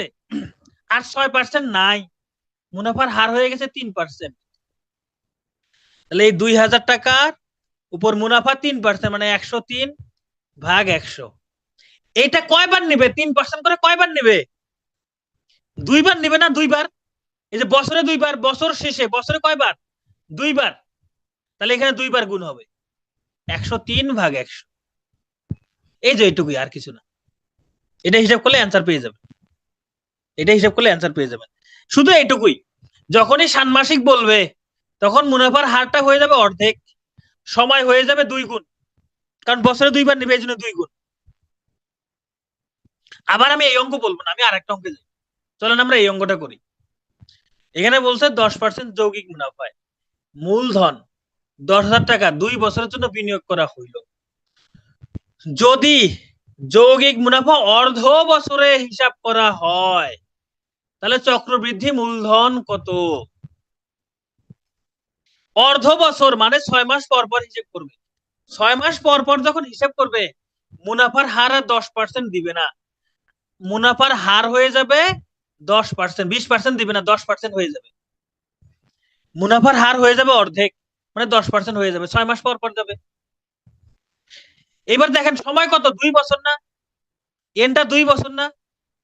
দেখেন, বছরে একবার করে নিত, 2 বছরে 2 বার নিত, 2 বছরে 2 বার মুনাফা নিত।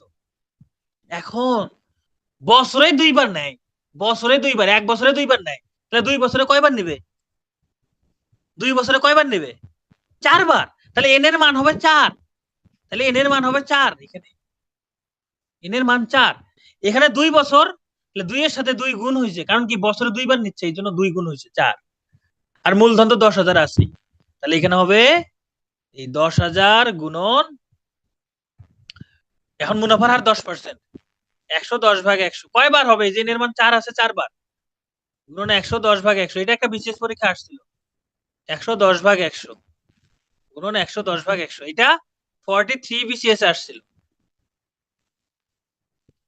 এই 5% না তো, হাই হাই। আর 5% কেন হবে? 10% হবে। 5% কেন? 10% হবে। বছরে 2 বার নিছে ভাই, অর্ধ বছরে মানে কি 6 মাস পর পর না? তো 6 মাস পর পর যদি কেউ মুনাফা নেয়, 6 মাস পর পর যদি কেউ মুনাফা নেয়, তাহলে বছরে কয়বার হয়? 2 বার হয় না? 6 মাস পর পর নিলে বছরে 2 বার, তাহলে বছরে 2 বার হলে 4, 2 বছরে কয়বার হবে? বছরে 2 বার হলে 4, 2 বছরে কয়বার হবে? 4 বার হবে না? 1 বছরে 2 বার সুদ নিচ্ছে, 2 বছরে 4 বার, তাহলে এন এর মান 4। এন মানে হচ্ছে সময়, মানে বছর না, এন মানে হচ্ছে কতবার মুনাফা নিচ্ছে, এই জন্য এটা এন দ্বারা প্রকাশ করা হয়। এন মানে হচ্ছে কতবার মুনাফা নিচ্ছে, 2 বছরে 4 বার মুনাফা নেবে, এই জন্য এন এর মান 4।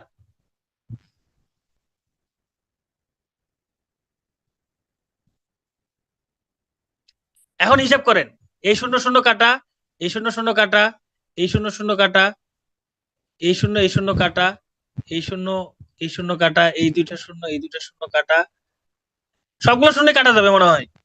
এখানে 11 টু দি পাওয়ার 4 হবে, এটা অ্যান্সার।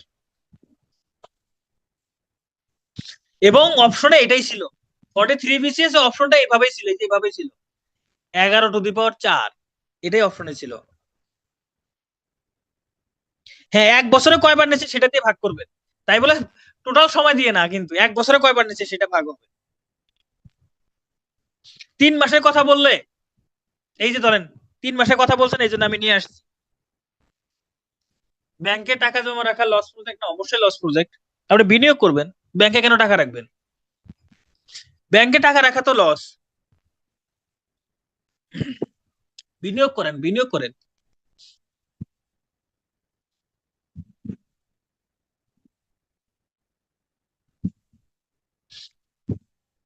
আপনি খুঁজে বের করেন, ইউটিউবে সার্চ দেন। আবার বিনিয়োগ করতে গিয়ে মূলধন আবার হারাইয়েন না, দেখে শুনে বিনিয়োগ করেন। আচ্ছা, এটা 7% না, এটা 7%, এটা হবে 8।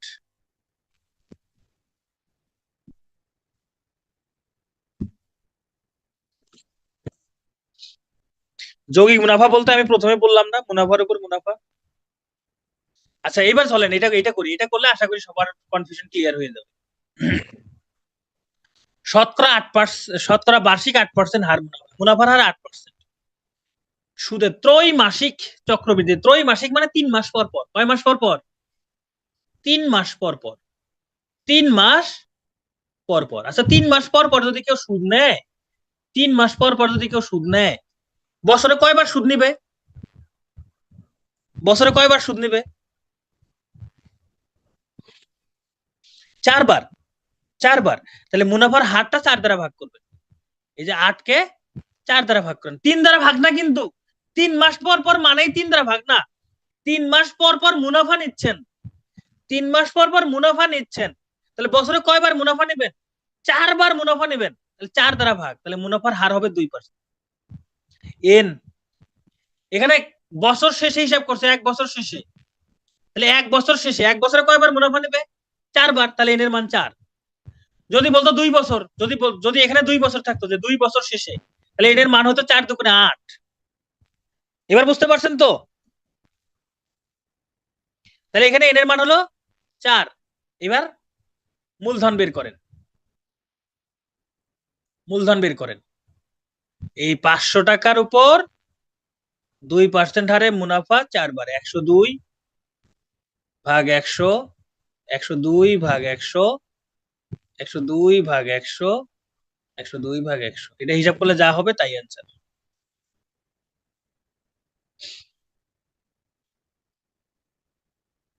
হাই রে, আমি তো পাগল হয়ে যাব।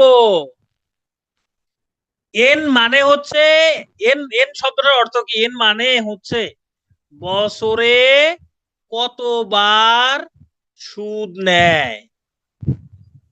এন মানে হচ্ছে বছরে কতবার সুদ নেয়, এন এর মান হচ্ছে এইটাই। এন মানে হচ্ছে বছরে কতবার সুদ নেয়। এখন বলেন তো, 3 মাস পর পর সুদ নিলে বছরে কয়বার সুদ নেয়? 3 মাস পর পর সুদ নিলে বছরে কয়বার সুদ নেয়? 4 বার। তাহলে এন হচ্ছে 4, মুনাফার হারকে ওই 4 দ্বারাই ভাগ করতে হবে। স্যামফোনি বলছেন 102 কিভাবে পেলাম, সর্বনাশ করে ফেলছেন। আপনি এতক্ষণ কইছিলেন। আমি এই যে এখান থেকে শুরু করছি, এই যে এখান থেকে, এই যে এখান থেকে শুরু করছি, যে এই যে উপরে 110 কিভাবে আসলো। আপনার প্রশ্ন করা উচিত ছিল এইখানে, আপনি এতক্ষণ কোথায় ছিলেন?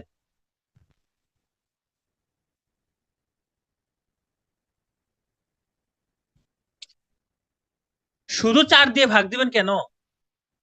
4 দিয়ে ভাগ দিবেন কারণ ব্যাংক আমাদের মতো বোকা না। ব্যাংক আমাদের মতো বোকা না। কারণ হচ্ছে আপনাকে বছর শেষে মুনাফা দিবে 8 টাকা, 8 টাকা। এখন আপনি 3 মাস পর গেছেন, 3 মাস পর, 3 মাস পর পর মুনাফা নেবে। এখন 3 মাস পর পর কি 8 টাকা করে মুনাফা দিবে বলেন তো? 3 মাস পর পর কি 8 টাকা করে মুনাফা দিবে? 3 মাস পর গেছেন, আবার 3 মাস পর যাবেন, আবার 3 মাস পর যাবেন, আবার 3 মাস পর যাবেন। এখন বলেন তো, 3 মাস পর গেলে আপনাকে কত টাকা মুনাফা দিবে? এখানে যদি 8 টাকা দেয়, এখানেও 8 টাকা দেয়, এখানেও 8 টাকা দেয়, এখানেও 8 টাকা দেয়, তাহলে তো 32 টাকা মুনাফা দিয়ে ফেলবে। ব্যাংক তো এত বোকা না। ব্যাংক কি করবে? ব্যাংক দিবে এখানে 2 টাকা, এখানে 2 টাকা দিবে, আবার 3 মাস পর 2 টাকা, আবার 3 মাস পর 2 টাকা। ওরা হিসাব করে দেখছে টোটাল 8 টাকা হবে। বছর শেষে গেলে 8 টাকা হবে, 3 মাস পর পর গেলে ওই 8 টাকাই হবে। এই জন্য ওরা দেখতেছে বছরে কয়বার নিবে মুনাফা, বছরে 3 বার নিবে মুনাফা।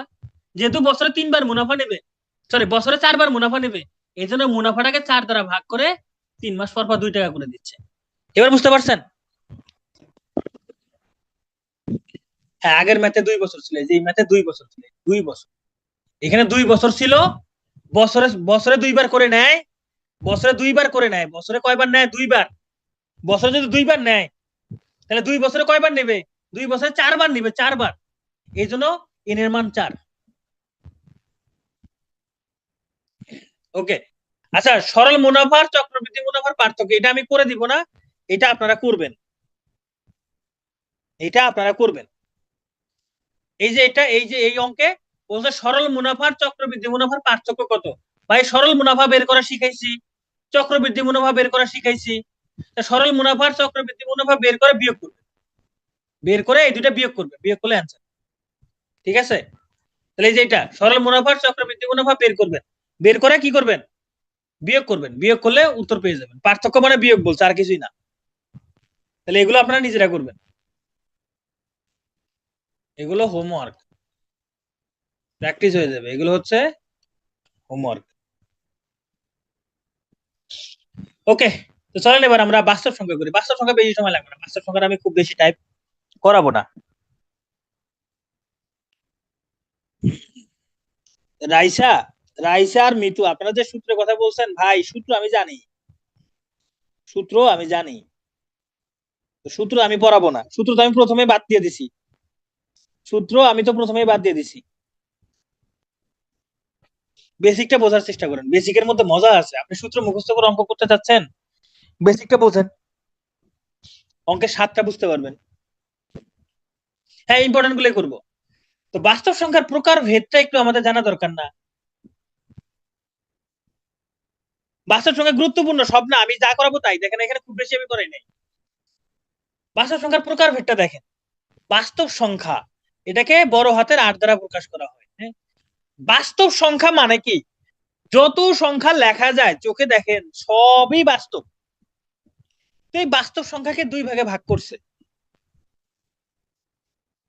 দুই ভাগে ভাগ করছে, একটা হচ্ছে মূলদ সংখ্যা, একটা হচ্ছে অমূলদ সংখ্যা। মূলদ সংখ্যা যেগুলোকে ভগ্নাংশ আকারে লেখা যায়, পি বাই কিউ আকারে লেখা যায়। অমূলদ সংখ্যা যেগুলোকে পি বাই কিউ আকারে লেখা যায় না, যেমন √2, এটাকে ভগ্নাংশ আকারে লেখা যায় না, √2 এর মান 1 পয়েন্ট সামথিং, এটা ভগ্নাংশ আকারে লেখা যায় না।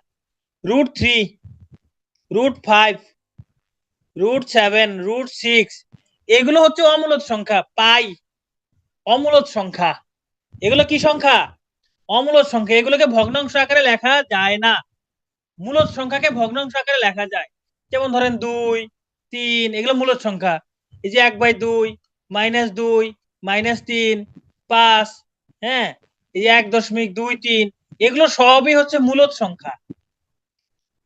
এরপর মূলদ সংখ্যাকে আবার দুই ভাগে ভাগ করা হয়েছে, একটা হচ্ছে পূর্ণ সংখ্যা যাকে জেড দ্বারা প্রকাশ করা হয়, আর হচ্ছে ভগ্নাংশ সংখ্যা। ভগ্নাংশ তো আপনারা জানেনই, এই যে আমি লিখছি যে 1/2, এটা ভগ্নাংশ, এই যে 1.23, এগুলো ভগ্নাংশ, আর বাকি সব পূর্ণ সংখ্যা। পূর্ণ মানে কোনো দশমিক নাই, পূর্ণ মানে কোনো দশমিক নাই। ধরেন 2, 3, 0, -2, -3, ধনাত্মক ঋণাত্মক শূন্য সহ যা আছে সবই পূর্ণ সংখ্যা। আর ভগ্নাংশ কি, ভগ্নাংশকে দুই ভাগে ভাগ করা যায় আবার। হ্যাঁ, একটা হচ্ছে দশমিক, আর একটা হচ্ছে সাধারণ। এই যে একটা দশমিক, একটা সাধারণ, ভগ্নাংশকে দুই ভাগে, সাধারণ ভগ্নাংশ, সাধারণ ভগ্নাংশ যে 1/2, 2/3, হ্যাঁ, 5/7, এগুলো সাধারণ ভগ্নাংশ, বা 8/5। আর দশমিক ভগ্নাংশ তো চেনেন, 1.2, 5.3, এগুলো দশমিক ভগ্নাংশ। পূর্ণ সংখ্যাকে আবার তিন ভাগে ভাগ করা হয়েছে, একটা হচ্ছে ঋণাত্মক সংখ্যা যেগুলো মাইনাস আছে, কারণ এই যে -5, -2, -3, -1, -100, এগুলো হচ্ছে ঋণাত্মক সংখ্যা। আর একটা হচ্ছে শূন্য আর ধনাত্মক সংখ্যা, ধনাত্মক সংখ্যা 1, 2, 3, 4, 5, এগুলো ধনাত্মক সংখ্যা। তো এগুলোকে আবার স্বাভাবিক সংখ্যাও বলা হয়, এটাকে এন দ্বারা প্রকাশ করা হয়, বড় হাতের এন দ্বারা প্রকাশ করা। এই যেটা একটু মনে রাখবেন, পূর্ণ সংখ্যা জেড, ধনাত্মক সংখ্যা হচ্ছে এন, পূর্ণ সংখ্যা জেড, ধনাত্মক সংখ্যা এন। শিমু, √3 মান 3.1416 না, √3 মান 3.1416, এরপর অসংখ্য সংখ্যা আছে, এটা শেষ নাই, এই যে শেষ নাই, এই জন্য এটা অমূলদ সংখ্যা। কিন্তু আপনি যেটা লিখছেন 1.23, এই যে 1.23, এটা শেষ হয়ে গেছে, এটা শেষ হয়ে গেছে, এই জন্য এটা মূলদ। কিন্তু √3 মান এই যে 1 পয়েন্ট চলছে, এটা পৃথিবীর সব খাতা শেষ করে ফেলবেন, তবু √3 মান লিখে শেষ করতে পারবেন না। এটাকে ভগ্নাংশ কিভাবে প্রকাশ করবেন? যায় না প্রকাশ করা। পৌনঃপুনিক মূলদ সংখ্যা, মূলদ সংখ্যা। তো ধনাত্মক সংখ্যাকে আবার দুই ভাগে ভাগ করা হয়, 3 ভাগে। একটা হচ্ছে এক মানে একই, এ মৌলিকও না যৌগিকও না। আর হচ্ছে মৌলিক সংখ্যা, এই যে 2, 3, 5, 7, 11, এগুলো মৌলিক সংখ্যা। যৌগিক সংখ্যা হইলো 4, 6, 8, 9, 10, এগুলো যৌগিক সংখ্যা। আর হচ্ছে এক মৌলিকও না যৌগিকও না। চলেন আমরা একটু মূলদ আর অমূলদ সংখ্যাটা সম্পর্কে জানি, এখান থেকে প্রশ্ন আসতে পারে। √2 সংখ্যাটা কি মূলদ না অমূলদ বলেন তো?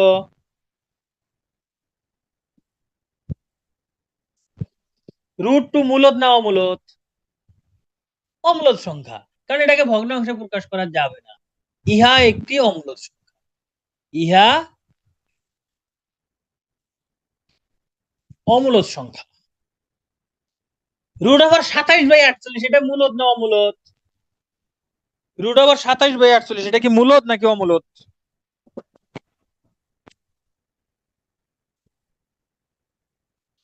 চলেন এটা আমরা একটু ক্যালকুলেশন করে দেখি। √27/48, দেখেন এই √3 লং 27, 3 ষোলং 48 লেখা যায় না? 27 কে 3 গুণন 9, 48 কে 3 গুণন 16, এই 3 আর 3 কাটা যায়, কাটা গেলে থাকে √9/16। দেখেন √9 মানে হচ্ছে 3, √16 মানে 4, এটা একটা ভগ্নাংশ। এই জন্য এটা একটা কি সংখ্যা? মূলদ সংখ্যা। এটা 19 বইয়ে আছে। এই জন্য এটা একটা মূলদ সংখ্যা। কিন্তু √27 কিন্তু অমূলদ, এটা অমূলদ। √48, এটাও অমূলদ, এটাও অমূলদ। তাহলে দুইটা অমূলদ সংখ্যার ভাগফল যে অমূলদ হবে এটা ফিক্সড না, মূলদও হইতে পারে, তার প্রমাণ এটা। সেম ভাবে যেমন √3 এবং √12, এই দুটা গুণ করলে সেটা কি মূলদ হবে নাকি অমূলদ হবে? দেখেন √3 ইন্টু √12, এটা গুণ করলে হবে √36, তাহলে সব কি হবে? এটা 6, মূলদ সংখ্যা। এই দুটা গুণ করলে হচ্ছে মূলদ সংখ্যা। তার মানে দুইটা অমূলদ সংখ্যা, যে √3 এটা অমূলদ সংখ্যা, √12 অমূলদ সংখ্যা। দুইটা অমূলদ সংখ্যা গুণ করলে সব সময় যে অমূলদ হবে ব্যাপারটা এমন না, মূলত হইতে পারে, তবে দুইটা অমূলদ সংখ্যা যদি যোগ করেন, ধরেন √3 প্লাস √12, এটা অমূলদ হবে। দুইটা অমূলদ সংখ্যার যোগফল অমূলদ, দুইটা অমূলদ সংখ্যার বিয়োগফল অমূলদ হবে। কিন্তু গুণফল বা ভাগফল মূলদ হইতেও পারে, অমূলদও হইতে পারে। এটা নিশ্চিত, এটা হিসাব করে দেখতে হবে মূলদ হয় কিনা অমূলদ হয়। ওকে, এটা একটা অম্লজ সংখ্যা, কারণ এই যে 5 এর উপরে 1/3, হ্যাঁ, এই সংখ্যাটা একটা অম্লজ সংখ্যা। কেন? এমন কোন সংখ্যা নাই, এমন কোন পূর্ণ সংখ্যা নাই যাকে 3 বার গুণ করলে 5 হয়, এরকম সংখ্যা আছে?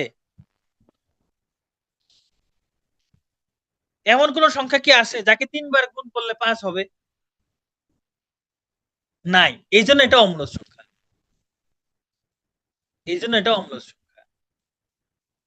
এই যে এটার উপরে 1/3, এটা মূলদ সংখ্যা, কারণ এটার মান হবে 2, কারণ 2 কে 3 বার গুণ করলে 8 হয়। এই দেখেন 2³ তার উপরে 1/3, পাওয়ারে পাওয়ারে গুণ হয়, 3 ইন্টু 1/3, এই 3 কাটা গেলে এর মান 2, এটা মূলদ সংখ্যা, এটা মূলদ।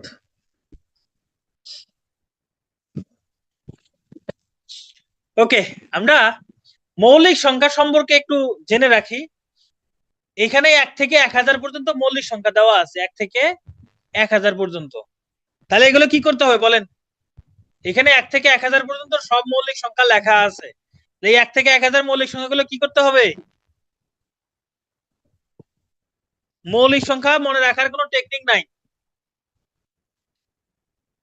এই 1 থেকে 1000 মুখস্থ করা যাবে? মহিন মাহি ভাই, আপনি যে ছন্দ লিখছেন ভাই, এই ছন্দের এখন কোনো টাইম নাই। এই ছন্দ দিয়ে কোনো লাভ হবে না। আপনাকে মুখস্থ রাখেন না ভাই, 1 থেকে 100 মৌলিক সংখ্যা মুখস্থ রাখতে কি এমন কষ্ট হবে? যতক্ষণে আপনি এই যে এই শর্ট টেকনিক মুখস্থ রাখছেন, 4 4 2 2 3 2 2 3 2 1, আপনাকে চিনতে হবে কোনটা মৌলিক সংখ্যা, ওইটা দিয়ে তো চিনতে পারবেন না। 1 থেকে 100 পর্যন্ত মৌলিক সংখ্যা একদম মুখস্থ করে ফেলবেন, কোনো টেকনিক দিয়ে না, মুখস্থ করে ফেলবেন। ভাই 2 একটা মৌলিক সংখ্যা, 3 মৌলিক সংখ্যা, 5 মৌলিক সংখ্যা, 7 মৌলিক সংখ্যা। এখন টেকনিক আছে, 1 থেকে 10-এর ভিতরে মৌলিক সংখ্যা কয়টি? 4টি। ভাই এই 4টি মৌলিক সংখ্যা মুখস্থ করে কি লাভ হবে? কোনো লাভ নাই। মুখস্থ করতে হবে কোনটা কোনটা মৌলিক সংখ্যা, দেখে যাতে চিনতে পারেন। আমার কথাটা কি বুঝতে পারছেন? দেখে যেন চিনতে পারেন। 1 থেকে মৌলিক সংখ্যাগুলো মুখস্থ করে ফেলবেন। 2 3 5 7 আহামরি কঠিন কিছু না। 1 থেকে 100 পর্যন্ত সংখ্যা আপনার মুখস্থ আছে। এই 100 পর্যন্ত এখানে 25টা আছে, 25টা মনে হয়। 25টা মৌলিক সংখ্যা মুখস্থ করে ফেলবেন। যে 11 13 17 19 23 29 31 37 41 43 47 53 59 61 67 71 73 79 83 89 97 মুখস্থ করে ফেলবেন 1 থেকে 100।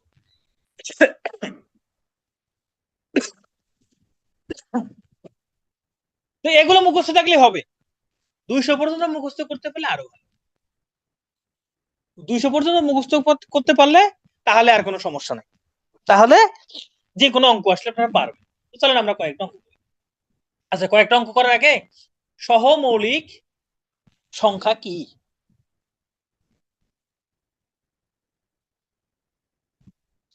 সহমৌলিক সংখ্যা কি? সহমৌলিক সংখ্যা মানে হচ্ছে দুইটি সংখ্যার, দুই বা ততোধিক সংখ্যার, দুই বা ততোধিক সংখ্যার গসাগু 1 হইলে তাহাকে কি বলে? সহমৌলিক বলে। তাহাকে সহমৌলিক সংখ্যা বলে। দুই বা ততোধিক সংখ্যার গসাগু 1। সহমৌলিক হইতে হইলে যে মৌলিক সংখ্যাই হইতে হবে ব্যাপারটা এমন না। যেমন ধরেন 10 আর 21, এই দুইটা সহমৌলিক, এই দুইটা সংখ্যা সহমৌলিক সংখ্যা। কেন? কারণ দেখেন এদের এই দুইটা সংখ্যার গসাগু 1 হবে, মানে এই দুইটা সংখ্যাকে ভাগ যায় 1 ছাড়া এমন আর কোনো সংখ্যা নাই। এই দুইটা সংখ্যাকে ভাগ যায় 1 ছাড়া আর কোনো সংখ্যা নাই, এই জন্য এই দুইটা সহমৌলিক। 3 5 এই দুইটা মৌলিক সংখ্যা, এরা আবার সহমৌলিক, কারণ এই দুইটা সংখ্যাকে ভাগ যায় 1 ছাড়া আর কোনো সংখ্যা নাই, এই জন্য এরা সহমৌলিক। এই 10 21 সহমৌলিক সংখ্যা। তার মানে সহমৌলিক মানেই যে মৌলিক হইতে হবে ব্যাপারটা এমন না। বলেন 2 এবং 32-এর মধ্যে মৌলিক সংখ্যা কয়টা আছে বলেন?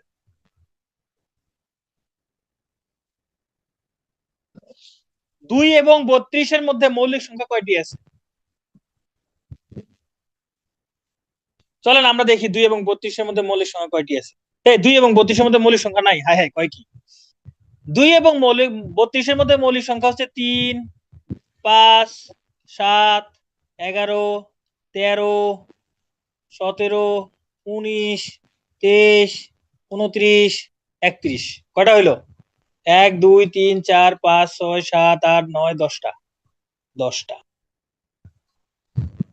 অ্যান্সার 10টি। অনেকে বলছেন 11টি, আমি জানি আপনারা কেন 11টি বলছেন, আপনারা 2 কাউন্ট করছেন,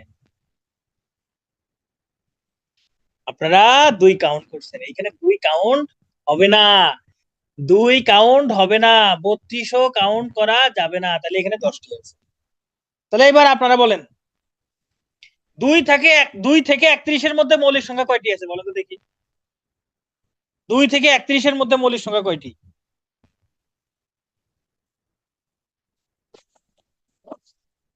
2 থেকে 31-এর মধ্যে মৌলিক সংখ্যা দেখি। 2 3 5 7 11 13 17 19 23, 19, 23, 29, 31 হবে না। কয়টা আছে? 1, 2, 3, 4, 5, 6, 7, 8, 9, 10টা। 10টা। 10টা। এখানেও 10টি। এখানে কয়টি মৌলিক সংখ্যা আছে? 10টি।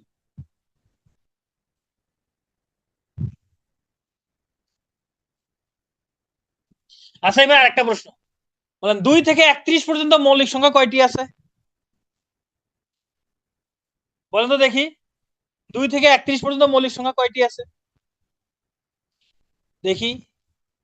2, 3, 5, 7, 11, 13, 17, 19, 23, 29, 31। কয়টা হয়? 1, 2, 3, 4, 5, 6, 7, 8, 9, 10, 11। এখানে আছে 11টি। 11টি।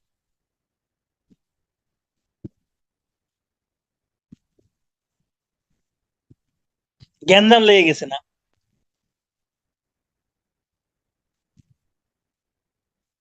কত টাইম লাগবে বলেন? আপনার যদি মুখস্থ থাকে 1 থেকে 50 বা 60 পর্যন্ত বললে, 1 থেকে 50 বা 60 পর্যন্ত মৌলিক সংখ্যা আছে আপনার 10, 14-15টা। 14-15টা কাউন্ট করতে কতক্ষণ লাগবে? চলেন আপনাদের আপনাদের আপনাদের কনফিউশন ক্লিয়ার করে দেই। আপনাদের কনফিউশন ক্লিয়ার করে দেই। দেখেন, 1 থেকে 5 পর্যন্ত সংখ্যা, সেটা হলো 1, 2, 3, 4, 5। যদি বলে 1 থেকে 5-এর মধ্যে সংখ্যা, তাহলে হবে 1, 2, 3, 4। যদি বলে 1 এবং 5-এর মধ্যে সংখ্যা, তাহলে হবে 2, 3, 4। এখন দেখেন, যদি এই যে 1 থেকে 5 পর্যন্ত, এই যে 1 থেকে 5 পর্যন্ত, তার মানে 1 এবং 5 এই দুইটা কাউন্ট করতে হবে। এই যে থেকে পর্যন্ত, তাহলে 1 এবং 5 কাউন্ট করতে হবে। এই যে 1 থেকে, তাহলে 1 কাউন্ট করব। 5 এর মধ্যে, 5 না, 5 এর মধ্যে, তাহলে 5 বাদে তার আগ পর্যন্ত কি কি আছে, এই জন্য 5 বাদে কাউন্ট হয়েছে। আর যদি বলে 1 এবং 5 এর মধ্যে, মানে 1 এবং 5 এর মাঝখানে, এই দুটা বাদ দিয়ে, 1 এবং 5 বাদ দিয়ে এদের মাঝে কি কি আছে সেটা।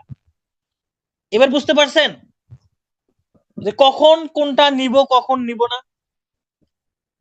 এই যে 2 থেকে 31 পর্যন্ত, 2 থেকে মানে 2 সহ, 31 পর্যন্ত মানে 31 সহ, এই অঙ্কে বলছে 2 থেকে মানে 2 সহ, 31 এর মধ্যে, মানে 31 বাদে তার আগে যারা আছে তারাই।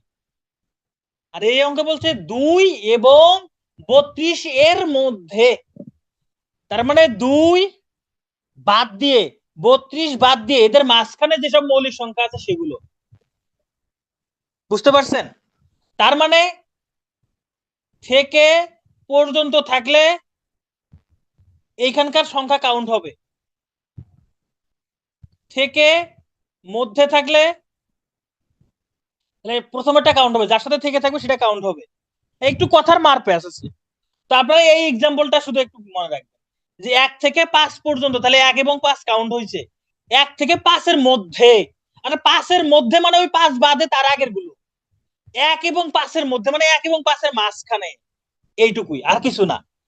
তাহলে এই ধরনের প্রশ্ন বিভিন্ন চাকরি পরীক্ষা আসে, আপনাদের কাজে লাগবে আশা করি। হ্যাঁ, প্রশ্নটা একটু খেয়াল রাখতে হবে। 100 এর চেয়ে বড়, 150 এর চেয়ে ছোট কয়টি মৌলিক সংখ্যা আছে, এটা আপনারা ওই যে চার্ট দেখে নিজেরা বের করবেন। এই যে 10 থেকে 60 পর্যন্ত যে সকল মৌলিক সংখ্যার একক স্থানীয় অঙ্ক নয়, 10 থেকে 60 পর্যন্ত যে সকল মৌলিক সংখ্যার একক স্থানীয় অঙ্ক নয়, তাদের সমষ্টি কত? দেখেন, 10 থেকে 60 পর্যন্ত একক স্থানীয় অঙ্ক নয় এরকম মৌলিক সংখ্যা একটা হচ্ছে 19, 29, আর কি আছে 60 এর মধ্যে 59, এই তিনটাই আছে। দেখেন এদের একক স্থানীয় অঙ্ক নয়, তাহলে এই তিনটা যোগ করে দেন, এই তিনটা যোগ করে দেন। যোগ করলে যা হবে তাই অ্যান্সার।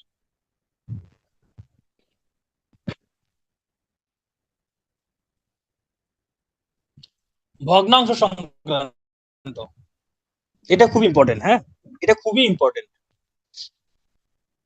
এই যে এরকম ভগ্নাংশ দিয়ে বলবে এর মধ্যে বড় ভগ্নাংশ কোনটা, এরকম ভগ্নাংশ দিয়ে বলবে বড় ভগ্নাংশ কোনটি। এই 39 মৌলিক না, 39 যৌগিক সংখ্যা। এইটা আমরা বের করব কিভাবে, দেখেন এই দুইটা যে কোনো দুইটা নিব, দুইটার মধ্যে তুলনা করবে। যে 5/12, 6/13। না না, আর টাইম নিব না, আর আমি 5 মিনিট নিব। এই 5 এবং 13 গুণ করলে কত হয়? 65। এই যে উপরে লিখবেন 65। 6 এবং 12 গুণ করলে কত হয়? 72। তাহলে উপরে লিখবেন 72। যেহেতু বড় ভগ্নাংশ বের করতে বলছে, দেখেন তো 65 আর 72 মধ্যে বড় কোনটা? 72 বড়। তাহলে এই ভগ্নাংশটা, এই দুইটার মধ্যে এই ভগ্নাংশ বড়, তাহলে এটা বাদ। 5/12 বাদ। এবার 6/13 সাথে 11/24 হিসাব করেন।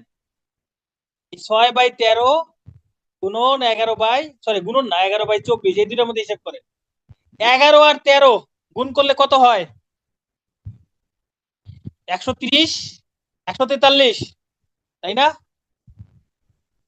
143। 6 আর 24 গুণ করলে কত হয়? 6 আর 24 গুণ করলে 4 6 24, 6 2 14, 144। এখানে বড় কোনটা? বড় 6/13। এটা ছোট, তাহলে এটা বাদ। এটা বাদ, এটা আমি এটা এখানে থেকে কাটা দেই। এবার 6/13 সাথে 3/8 হিসাব করব। এই 6/13 সাথে 3/8 হিসাব করেন। 6 আর 8 গুণ করলে কত হয়? 48। 3 আর 13 গুণ করলে কত হয়? 39। বড় কোনটা? 48। তাহলে এই ভগ্নাংশ বড়, এটাও বাদ। তাহলে এখানকার মধ্যে সবচেয়ে বড় ভগ্নাংশ হলো 6/13। বড় হলো 6/13, সব থেকে বড়টা হলো 6/13। এবার ছোট একটা নির্ণয় করি, আর একটা অঙ্কে দেখেন। এখানে বলছে ছোট ভগ্নাংশ নির্ণয় করতে, তাহলে এখানে আমি প্রথম দুইটা নিয়ে হিসাব করি। এই ধরেন 5/6 গুণন, না ভুল হবে না শিমু, ওই একই কথা, আপনাকে 3বার হিসাব করতেই হবে। ওই একই কথা আপনি করতে পারেন। আর হলো 12/15 হিসাব করেন। 5 আর 15 গুণ করলে 5 15 75, উপরে লিখবেন কিন্তু উপরে। 6 আর 12 গুণ করলে 6 12 72। ছোট ভগ্নাংশ বের করতে বলছে, তাহলে ছোটটা নিব, বড়টা বাদ। 5/6 বাদ। এইবার 12/15 সাথে 11/14 হিসাব করি।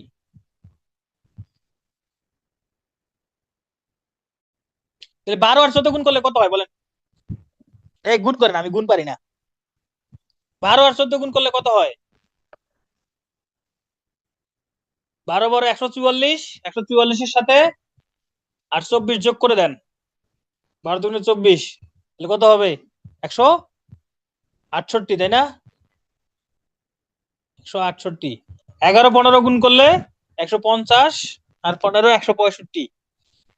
165, এই দুইটা গুণ করলে এখানকার যেহেতু ছোটটা নির্ণয় করবো, তাহলে ছোট সংখ্যা কত? 165। তাহলে এটা নিব, এটা বাদ। এই 12/15 বাদ, 12/15 বাদ।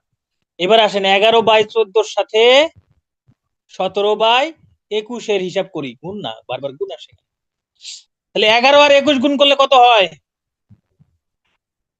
210, আর 21 গুণ করলে 231। 14 আর 17 গুণ করলে কত হয়? এই 14 আর 17 গুণ করলে কত হয়?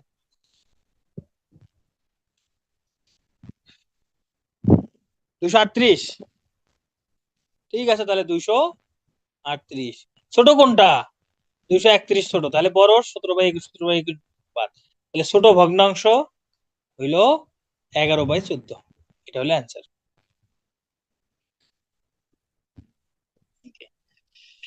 দশমিকের গুণ, যদিও আমি বলছি জব ম্যাথ গ্রাজুয়েশন থেকে দেখে নেবেন, আমি ছোট্ট করে বলি। দশমিকের গুণ করার জন্য শুধু সংখ্যাগুলো গুণ করবেন, 4, 2 আর 8 গুণ করেন, কত হয়? 64 হয়, তাই না? এরপর দশমিক বসাবেন, গুণফলের এখানে দশমিক বসাবেন। দেখেন এখানে দশমিকের পর একটা অঙ্ক, এখানে দশমিকের পর দুইটা অঙ্ক, এখানে দশমিকের পর দুইটা অঙ্ক, টোটাল কয়টা হইলো? 5টা হইলো না? এইখানে এমন ভাবে দশমিক বসাবেন যেন দশমিকের পর 5টা অঙ্ক থাকে। তাহলে এখানে 64 আছে, তাহলে আরো সামনে 3টা শূন্য দিয়ে পাঁচটা পাঁচটা বানাইয়া সামনে দশমিক দিব, তাহলে এটা হবে অ্যান্সার, এটা হবে অ্যান্সার। তারপরে যারা বুঝেন না, জব ম্যাথ গ্রাজুয়েশন থেকে দশমিকের হিসাব নিকাশের ক্লাসটা দেখে নেবেন, জব ম্যাথ গ্রাজুয়েশনের থেকে অঙ্কগুলো দেখে নেবেন। এটাও সেম ভাবে, এই যে দেখেন এখানে 3, 6, 18, 18 আর 7 গুণ করলে কত হয়? 18 আর 7 গুণ করলে 7 8 56, 7 12, 126, তাই না? 126। এখন দশমিক বসাবেন, এখানে দশমিকের পর দুইটা, এখানে দশমিকের পর তিনটা, এখানে দশমিকের পর তিনটা, টোটাল 8টা, টোটাল 8টা। তাহলে এখানে দশমিকের পর 8টা অঙ্ক থাকতে হবে, তাহলে 8টা অঙ্ক থাকলে তাহলে সামনে আরো 5টা শূন্য দিতে হবে, বুঝছেন না? 5টা, হ্যাঁ এখানে দশমিক দেন, তাহলে এটা হবে অ্যান্সার।